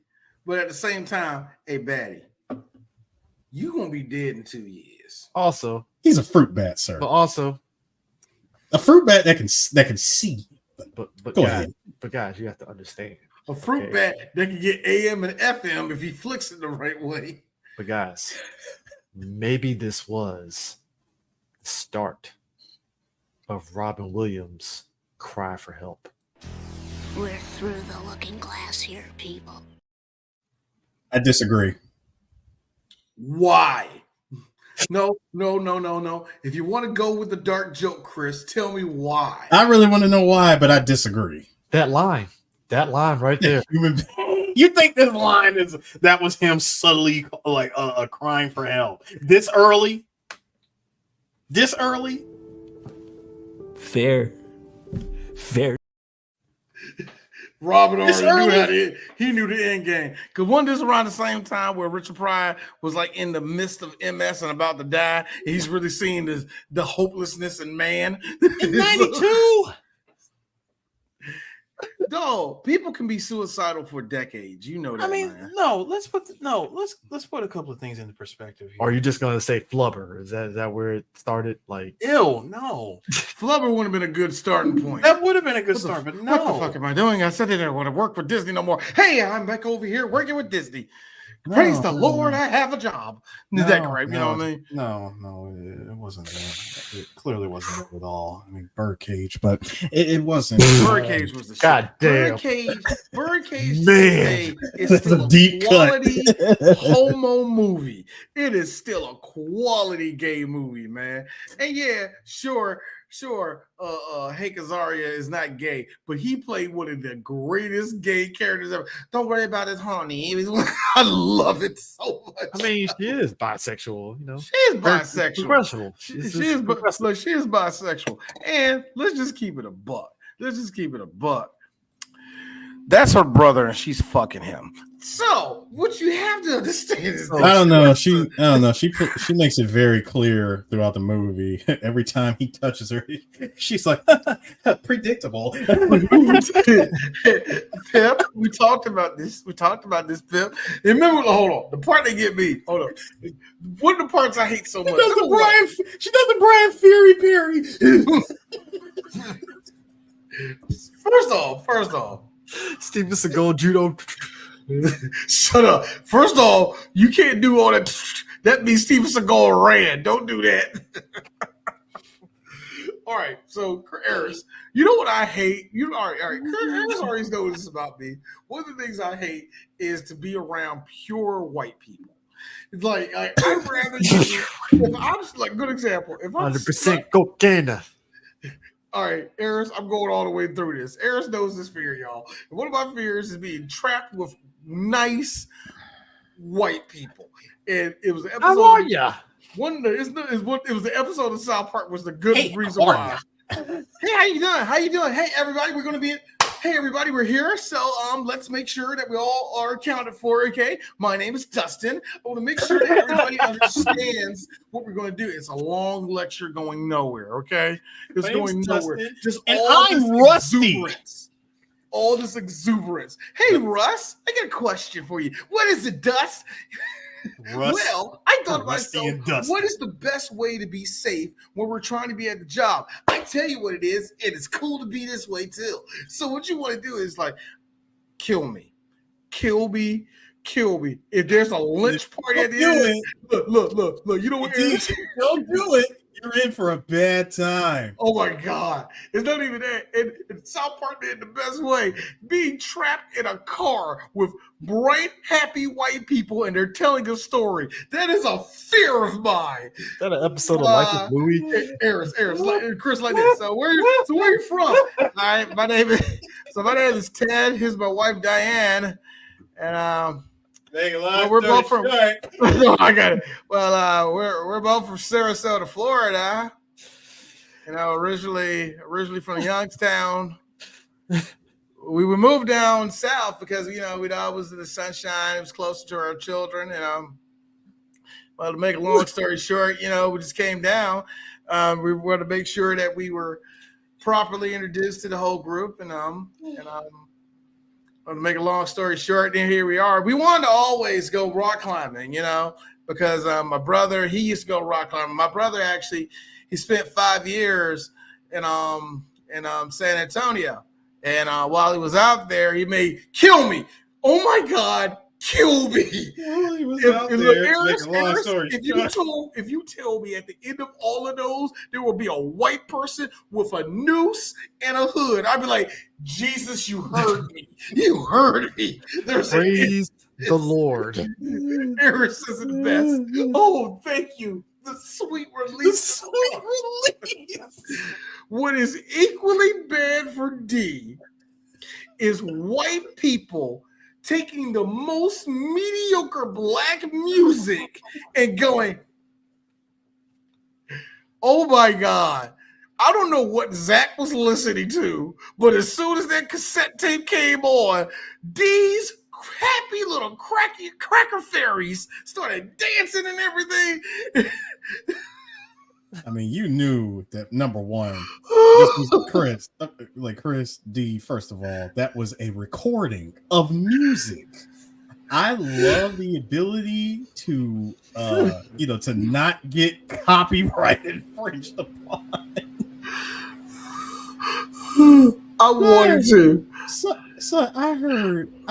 Hold up, I heard do the walk, Lucy. I heard you can do the mashed potato. I heard nah. Boy. There's a bunch of y'all kids. Hold up, long tall Sally. There's a bunch of you black kids that don't know how white people used to be in the 90s. They used to eat up nah. White people ate that. Oh my God, it's the Negro call. First off, the ending. Hey! Remember the ending to Animal House? You make me want to. I'm like, white people love that. I went to a wedding. Love shout. Went to a wedding when they played. Say you will. Yeah. See, this is why I say that as black people are we will never have the adoration of the 50s like white people do, because just no. Eric, hey Chris, no. Another song, another Negro song they like. People around the world joining inside the love train. They love Love Train. That adoration for that era is just, it will never when hit after 9 o'clock. Hold on, but when it's after 9 o'clock, all aboard, not train. Beep, beep, beep. White people not knowing how to dance the funk. Oh yeah, we gonna have fun, a good time. We're going to get you high. Look. Black people, we know how to keep up the beat because we hear bim, bim, bim, bim, bim, bim, bim, bim, bim. White people can't find that beat for nothing. Beep, beep, beep, It should be a proper country. Look, son, they didn't know what a beat was. We used to be a country. Son, you can give them a metronome, the Dragon Radar, and a Pokedex, and they still can't find it. Boy, that's what white people. When white people heard I'm bad from LL Cool J the first time, they shot themselves. They didn't know what to do. Look, if the Olympics this year they spontaneously combusted. The Olympics this year showed us anything is that white people are never beating those allegations. They're not beating those allegations at all, man. But the best thing I liked about it was you see this part where you know what? Thank you, Super Smash. I agree. The dance party scene is the reason why we have Here Come the Hot Stepper. White people still can't even dance on beats of that guy. Boy, when white people found out that was a song, and I'm not talking about the cool white people that was in the UK that heard that song before all of us. No, I'm talking about over here in the good old US of A. When white people found out what that song was, niggas are like, oh, have it. You got it. You got it. Look. We like whoop, there it is until y'all swooped in for that. So you can have that. No. See, and that's where we fucked up. We fucked up by giving them that. We fucked up by giving them Here Comes the Hot Stepper, whoop, there it is. And then at that point, they came in with the shoulder charge from MVCI and took a party up. Yeah, no, and then they came in and swept the leg and gave us "Come on, ride a train." No.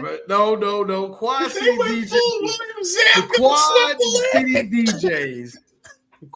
DJs did that to themselves. They knew the second they made "Come on and Slam." White people won't like it. Ain't gonna lie though. That shit still slaps. What you gonna do? Hey, what you gonna do? Ow! Party people in the house. Let go. This boy says, nah. It then came the remixes. Come on and slam. It's Bill Nye the Science. Then Baltimore came in and was like, let's put all our stuff on it. It's like, do stiletto beats everywhere. And then hold on. Fast forward to today. Fucking Jersey Club versions of these songs. You know what? One of the saddest things in the world is seeing an art form that niggas in DC defended for years, and now we can't defend it. Why? Because that's what hip hop is. Because that's one of the hip hop sounds that are out now. Hey, we can't complain. We owned the early part of the '90s where there was a go-go version of every song. Not no more. Go-go was better though. Eric, hey Chris, these things are true, but fuck people. All right. Anyway, so the one part, Stairs and PG. that was Stairs in Anne Arundel County that just showed up right there. Look, niggers. The part that gets me. There was a part where he had Krista in his arms. He spun her around, and Krista hits the ground, starts doing this little weird move, like start dancing to that shit. Your boy Pip was in the background like this. Man, you corny.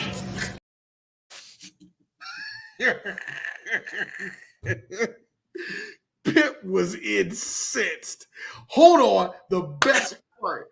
He gangs up on Zach like, yeah, we want to see if sir. He no, D, I got you. He didn't gang up on Zach. He off-screen command grabbed him into the next frame and said, hey, listen, why don't you take a ride with me and the boys and we'll show you a real side of Ferngully wildlife. He's gonna fuck you. unless of course you're not up for it. Oh, he's definitely gonna fuck you. Hold on. First of all, the disrespect by calling him Zap. And also Zap saying, I'm pussy. Bro, I was getting to that. Like the backhand of, I'm willing to take anything you could dish out, but I love the 1992 white people with an attitude. This washed ass fight already. I gotta be honest with you, Zach. I got 20 on Pip. That nigga I got Pip fucking your ass.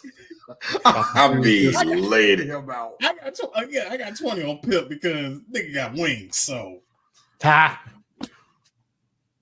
he's already got the he's got the high ground. Boy, it'd be a regular fight. Like, we think it's a regular fight. Forgetting that Pip don't play that way. He just grabbed him up by the leg and dropped him. Like, yo, hey. Hits him with that T-Hawk special. Remember, in their society, that's how it is. You do know T-Hawk you do know you're trying to run the smoke with Pip on a tree branch. You do know all he has to do. You do know all he has to do is just clip you up. Away you go, and you're dead. Yeah, and guess what? Because you are shrank, you're shrunken down, microscopic level. They'll never find your body. Never. They just think you got lost in the woods. And you're in the middle of a rainforest? I'm sorry, and it's Australia? God's dickhole? Yeah. Ain't no way in the world they're gonna find you. They're gonna think you got lost at Ayers Rock and they ain't gonna bother. Dog, they think a kangaroo came out there and punched you in the face. And speaking of the kangaroo, I need to bring that up. Remember when, first of all, when Roger Jr., when Roger's wife from Tekken showed up, and Roger Jr. Jamie. Sir, Rue. This is like Streets of Rage, all right? Rue pops out with the freaking with the Walkman. Thanks to The Simpsons, I now had to say it. I'm sorry. There is no way in hell that Walkman was sitting inside that pouch with a baby kangaroo. That thing, how the hell that thing was not covered in mucus? Yeah, what's going on with all the what? I remember when Homer's like, yeah, it's not like a cartoon. Yeah, it's not like a cartoon at all. It's like, there's a lot more mucus. Do you know that ruined my whole image of kangaroos? Me too. Because when I saw it in real life, I was like, oh God, the Simpsons weren't lying. Brother, what's that? You just what's chill. That, brother? Just think about it. So here's me looking at the little seeing me in the zoo, seeing the little kangaroo hop out of mama's mucusy pouch, hopping around me. Here's me. So you just cool hopping out your mama's pussy like that.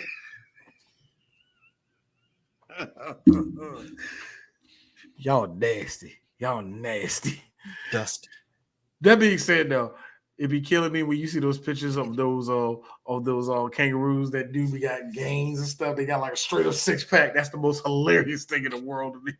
Them niggas really be looking swole as shit, and will box you if you box them. It is one of I am amazed that Australia has people alive. Not so far off. Yo, you out there boxing the wildlife. Think about how wild that is. No, but that's Australia in a nutshell, bro. Like, you can step off the plane, you gotta contend with giant spiders. It's the spiders for me. Yeah. I can take everything. It's the spiders, bro. That's why I hate arachnophobia. That's why I would never step foot in Australia. I go to New Zealand, but I ain't stepping foot in Australia. Like, I don't know, man. New Zealand feels like Australia or Australia if Australia's nicer cousin, I guess. I don't know. It feels like I feel like it's more danger there somehow. You know what I mean? Like, it's nice out here in New Zealand, but the first time you go out there, it's like you instantly get captured by a terrorist group. You're like, yo, really? They roll like that down here? Yeah, they do. You Australian? No. All right, good. You free. Go ahead, man. Yeah, we still beefing with them niggas. Like, yo. You take our rugby serious, so you better wake up at 7:00 and watch that shit. Gonna hockey you, just I like it. Like I said, I like how the haka only works in rugby and no other sport. They do that whole joint. Look, Harris, they come out to the basketball court, see in America. And everybody like, whoa, they're real aggressive. America beat them niggas by like 30 points. D-Rose destroyed them. Rock stares disapprovingly. The Rock stares and Zoa. Anyway, First off, the Rock. No, here's the Rock. Actually, I'm from America Samoa. That's different. America Samoa. If you didn't know, shut white up, Rock. Samoa. Wayne, shut up. Right. We ain't asked you, Wayne. Shut up. Right. And just like how we're all supposed to remember Why that. you not a nigga? No, this is the reason why they were all supposed to remember that all the magic of creation exists within a single tiny seed. Well, that was a load of shit. Bible lied. Damn. No. So you mean to tell me? I like how I'm like a seed. And I was trying to explain this before we got on. I was asking my wife, I'm like, baby, what don't make no sense to me is this. So you mean all it took was a seed? Yes, D. It took a seed. No. All it took was a seed. D, it came with magic. So you mean to tell me all you needed was a seed and everybody to look at Goku doing this? Let's shoot Goku, everybody. That's what it took. Here's apparently, yeah. Did you just do what I think you did, Chris? Did you just Ultraman? I thought you just Ultraman. They gave you the Godzilla Mothra explanation. That's basically what it was. That was Godzilla Mothra. Bro, that is exactly what that was. When she sacrificed herself and the particles went everywhere, it was the Mothra bit to freaking thermonuclear Godzilla. Boy, the director seeing that. We're through the looking glass here, people. Actually, it was it's more like poetry. So if they rhyme, every stanza kind of rhymes with the last one. And then Toei afterwards. Chill. Get on, bro. I will admit. Like, hear me out though. I will admit. The part where Zach was like, it was like an upward shot where Zach was on the ground looking up at the literal storm, the eye of the fairy storm, if you will. That was a beautiful shot. You know what he saw? You know what he said? Wow, dude. So the world is like a lot deeper and a lot meaningful than I see. I'm still gonna say the N-word to those guys because they were really pissing me off the other day. Nice. I say that D says as a joke that white people will always take something. I want to say minuscule because I don't want to take away from people caring about something they actually do passionately care about. But I always laugh at how white people will give more shit about PETA, but look at Black Lives Matter like you just want money. Like, you know what I mean? Like I always would laugh at how animals are treated better than other people. But like, here's the thing. I understand if you this ain't. I feel like only white people do this with animals, where they will care way more for the animal than a human being. And I understand human beings suck. Real talk, we do. We straight up suck. You know what I mean? And there's a reason why a whole lot of girls say, nigga, a bear. There's a true reason why we say that, because we can't trust human beings, right? But at the same time, it's like, nigga, that dog got hit by 2 cars. You are wasting time. But listen. As Batty would say, gravity works. No, but here's my thing though. That brought me back as a kid because I used to say that all the time. That kind of brought me gravity back. Works. No, but my thing is this though, like it's fall out all the time. It's wild ironic though, like you said, like white people treat animals differently, and yet as Black folks, we treat the animals as an extension of family in the most blackest way we can. And it is like hold on, girl. Keisha, get your ass down from that motherfucker. I'm sorry, girl. I'm sorry. She ain't listening. I'm trying to tell this little nigga. Hey, dogs sense energy in such a way that they're like, oh damn, let me go ahead and sit down. Mama said no, I can't do that shit. That shit is like, damn, like white people be like Baxter. Lines that we can get Baxter. Lines that we can get lines that we got away with in 92. Am I dead? No, we can fix that for you. I know, right? I feel like, hey, yo, Batty, why you bringing all of this energy? Yo, like, no, chill, nigga. First of all, he brought all the smoke because, again, he was experimenting on. My man got first of all, when you got UF and freaking UHF and VHF like stuck to the side of your head, son, I would be wanting to bring the smoke too. I mean, he just, at this That's point, that's a deep cut for all of you, for all you Gen Zers out there. Slap. All right, Pilgrim, we're going to war. I don't know. I used to love that as a kid. I did too. My man kept saying, "Wrong channel." He was slapping the shit out of Batty. I feel like that could have been a lot more funnier. It could have been, but it could have been a whole lot more funny. Twice, and he only did it twice. It could have been a lot more funnier. I feel like the first time was like the subtle touch when he like as soon as he's brought in and he goes, there goes the neighborhood. Batty, be nice. First of all, he's like, first of all, you're gonna cut. Like, first of all, you cut down the trees, then bring in your highways and your shopping malls and convenience stores, and like a thing comes, flick that antenna. And then he turned into a grocery store clerk. Attention shoppers are. I said, price check on prune juice, Bob. Price check on prune juice. Prune goddamn juice. I like how. Robin, you had no business being funny and annoying at the same time. Now, as an adult, here's me at the end. You know what? You're not so bad for a human. Like, fucking shit them. Don't you love it? Don't you love it? It's like, Zach. I love the fact that was Robin. That was Robin talking to us when he said, Zach, truth doesn't bring out friendships, but it does inspire some people. You're not bad for a homie. Still, I'm sorry. Why am I cocking back, sir? I was one of 80 bats. I seen my whole. Imagine if you will, Harris. You go in my home. Hold up. The human hands and the injection. Harris, imagine if you will. The nymph, nigga. Harris, imagine if you will. I don't need to, because the second I start talking, the nigga blood in you gonna be like, yeah, that sounds familiar. Imagine if you will. You were snatched from your home in the hundreds and then tested on. Like, I can't imagine that. Why can't you? I'm a nigga. Exactly. You black, you already know how that feels. So, that being said, if you don't smack the mess out of this white boy. He's just a 5'11" dude from the east side of Australia.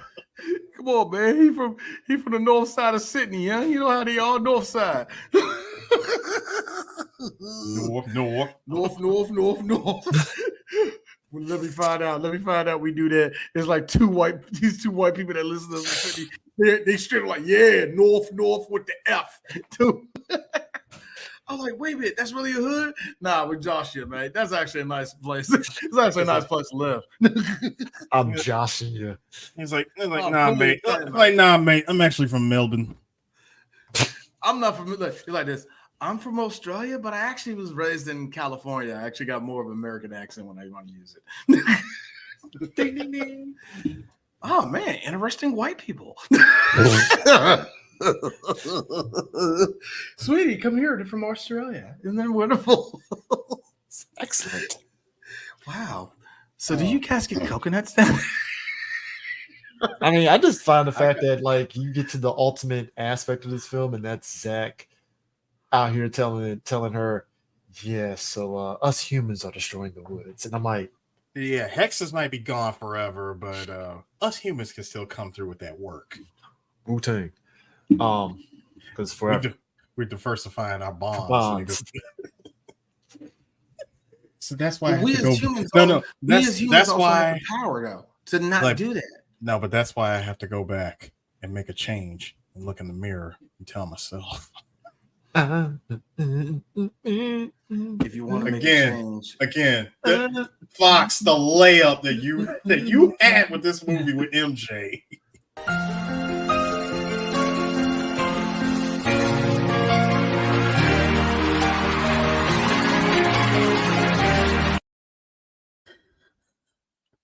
I'm telling you, Mike was in there.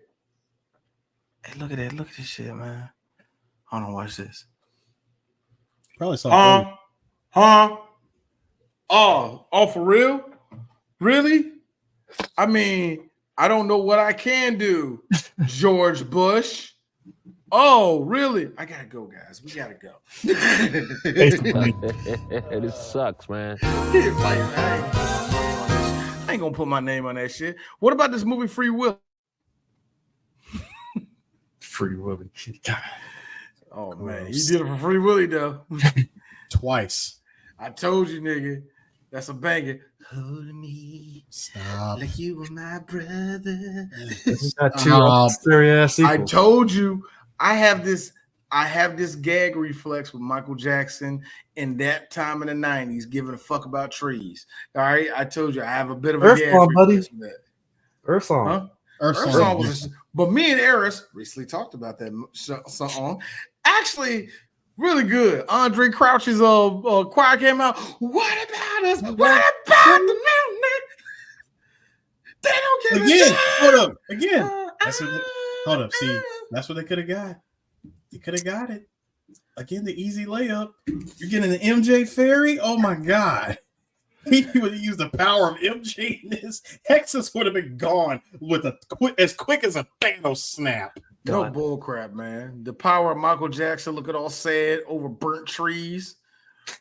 What is this? What is this power? It's the power of black people. I am thank you. Michael Jackson stare. First of all, he would have turned into a robot in fairy form. Oh yes, he would have. First off, it would just Jerry curled hair and everything. It would be MJ with the famous red MJ jacket as a fairy, shades and all. Nah, I got him wearing bug military garb. It was the 90s. It was it's bug military garb. So you know the things on his shoulders are like bottle caps or something like that. And he's got 4 wings instead of 2, unlike everybody else. Why? Why do you got 4 wings? Because I am. Because you are. Yes. All right, Michael Jackson and Michael Jackson in the early 90s, and he's obviously right. He's obviously right. Let's make sure our children go to it. God damn it. I always felt MJ and Janet had military wars with each other. Like, who can out military dress who? Ain't none of my people in the military. Technically, he gave her that idea, though. True. We're all militant, like the Black Panthers. Ain't you scared of the Black Panthers? Shut the fuck up, bitch. I ain't actually. You know what Mike said? That fairy look dirty as a motherfucker. Better off state. The blue eyes, though. The blue eyes. I bet she got a full ass bush down there.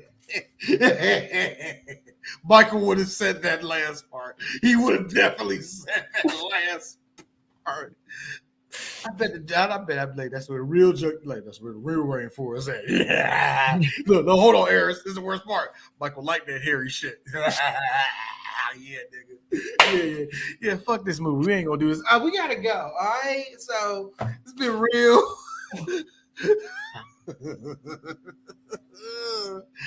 I gotta go. I'm going overseas soon, nigga. I ain't staying over here. Go back to England. I'm going back to Amsterdam. Fuck a whole lot of girls named Stefan. Again! You fucking idiots! God. Why the Myron clip? I didn't do that. MJ looking at Cyndi Lauper. You wish Cyndi was in this motherfucker, man. Cyndi should. It felt like Cyndi Lauper should have been in this. It was 92. It was 92. That stock was already done. I find it ironic. I feel like I started this whole MJ talk from a couple of days ago with the MJ Liza Minnelli shit, and it just spurred into this. So I feel it was just destiny. No. I'll be honest with you, Chris. It didn't really have anything to do with that. For me, I really still feel like Fox had an easy layup and they just missed it. Yeah, I mean, I don't know whether, like I said, Tone Loc, big hit. We got a rapper. I like how that's your thing. Hey, it got Tone Loc, bag secured. I bet you're saying it like that. If one I thing that can't be a always Tone sucked Loc, about Tone Loc to me, the one thing that sucked about Tone Loc is that he could draw people in, but I don't think he could sell tickets. You know what I mean? Oh, no. It's weird. You know what I mean? It's weird with Tone, man. I thought people liked him, but they didn't really like him like that. Tone would be ripe for the Chitlin circuit that is the Comic-Con circuit. I'm shocked that he's not doing it, but at the same time, if you don't want to do it, sure, nigga. Oh no, it's Don't be around for I wanted to mention, gentlemen, you know the part where Zach actually goes air surfing on a leaf? Yeah, that unbelievable bull crap. Unbelievable, yes, absolutely.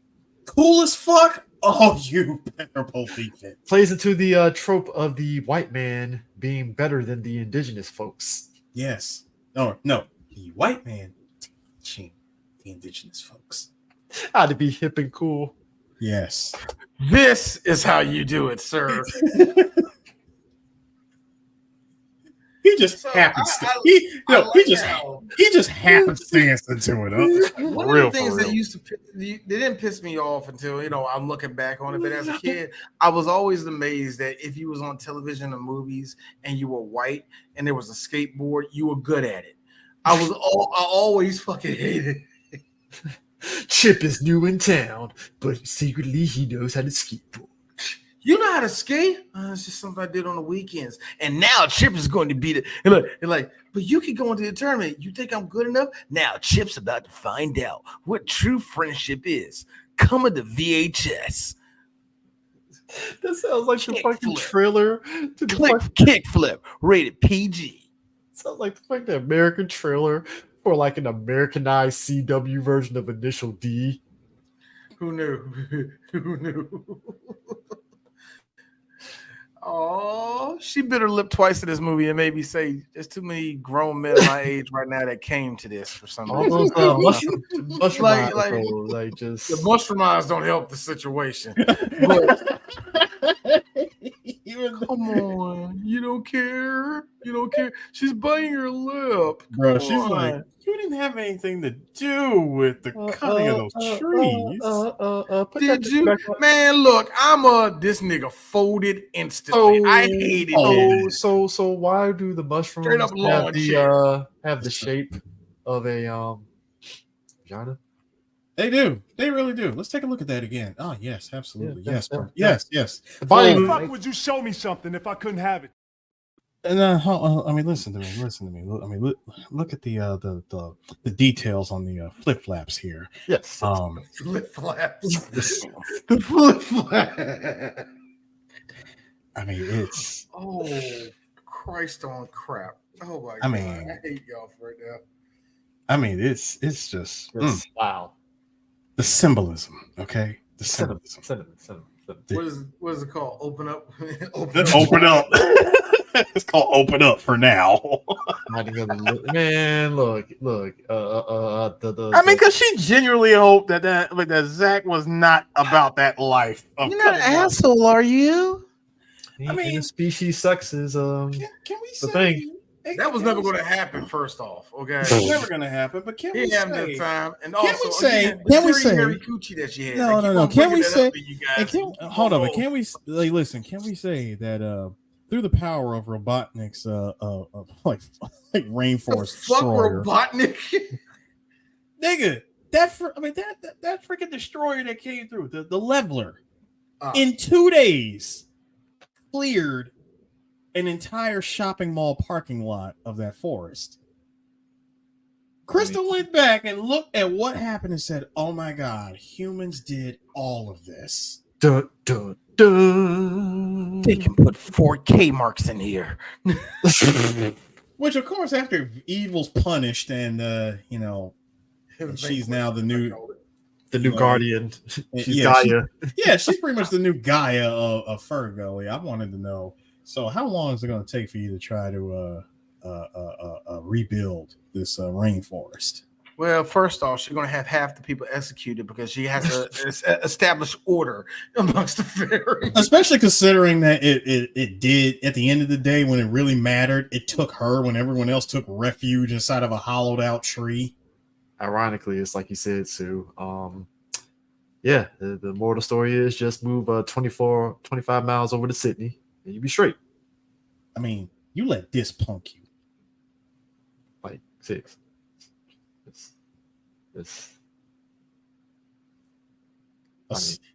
The Adonis, the Chad, if you will. I'm just saying. Smoke with a and he got full lips too. Like smoke with a 6-pack. I mean, for a smaller monster, he got some pretty clean teeth. So nice ass chesticles too, man. Him doing them sit-ups inside. Him doing them sit-ups inside the tree has been doing a whole lot for his core. Chest day. Ouch. No, this is him saying, this isn't even my final form. You can bounce a quarter off these pecs. Again, final form hexes. The chin, that jawline. Deep in ass. Deep shit Ghost Rider. Or as I like to call pre-Mortal Kombat Scorpion. Scorpion on the budget. This was Mortal Kombat. But this was 92. So. Dollar General Scorpion. I would say Mortal Kombat got the idea for Scorpion from this. The fatality. I was watching Ferngully. Fag! No, that's not the point, man. I'm going to show you something. I'm sorry. What were you watching again? Huh?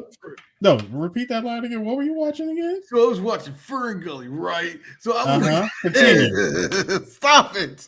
Take that thing down. Lord. But no, all in all, we already mentioned that this movie barely made its budget back. Barely. And that's what happens when you strong arm him into working for scale. Dude, the second he said, toxic, we already knew. Don't start that. Yeah. Gave me were like, I'm gonna do that in the shower tonight, nigga. So give me that. So I want to know what do we got next, y'all? Because that was Ferngully. All right, yeah, I'm with you. We said all we can, bro. Chris, it is your turn. 1, 2, or 3? 3. 3. Uh-huh. Wow. So check this shit out. This week was comedies. I was trying to get you to pick, 3 of the comedies, 6 which ones you picked. And the one you picked is a movie that I've been trying to get us to do for years, because more importantly, it ain't this movie, it's a sequel that I want to get to, but we have to pay respects to this movie because it was a monster when it came out. We finally doing Whoopi Goldberg. We are finally doing Whoopi Goldberg. Talking about her first, about the first Sister Act. Yeah, buddy. All right. And I've been waiting, baby. Which one was that? Who did that? That was not me. That was definitely Chris. I would have did. Listen. I would have marked out like that for Theodore Rex, but that's just me. This fucking cultured weeb up here and shit. Why? Not even cultured. That movie sucks 8 dicks. Why? It does. It's terrible, but it makes that shit don't even deserve 8 dicks. What are we talking about here? It deserves a goodie bag. A plastic. Two max. All right. Next size, Mr. Good Bars. No, it's really it's really just a plastic bag. So I'm pretty sure Theodore Rex is a fever dream from Whoopi Goldberg every night. If I ever have the opportunity to meet her, I will bring that movie up. So I know what she was. I already know what she was saying.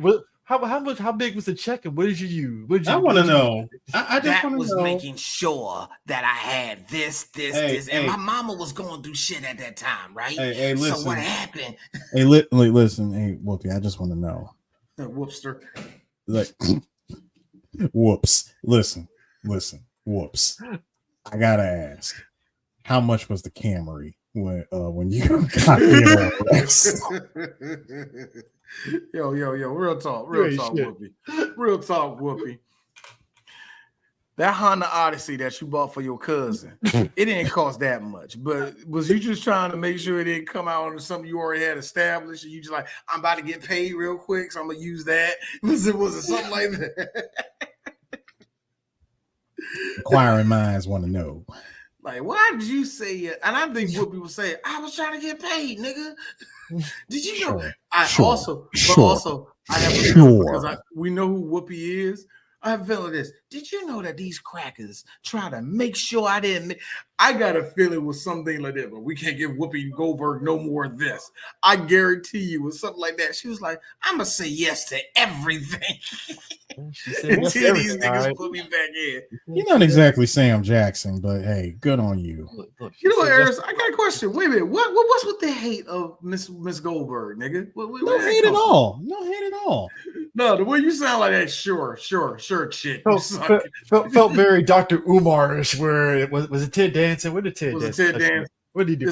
It's Goldberg is the last name that's throwing you off, isn't it?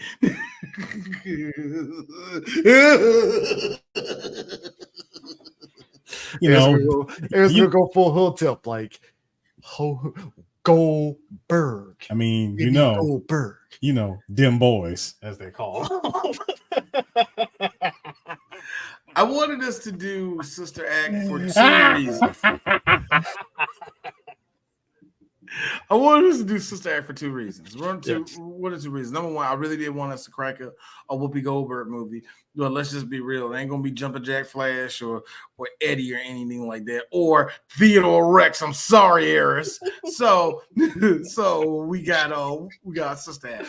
Second of all, Sister Act to me is underrated.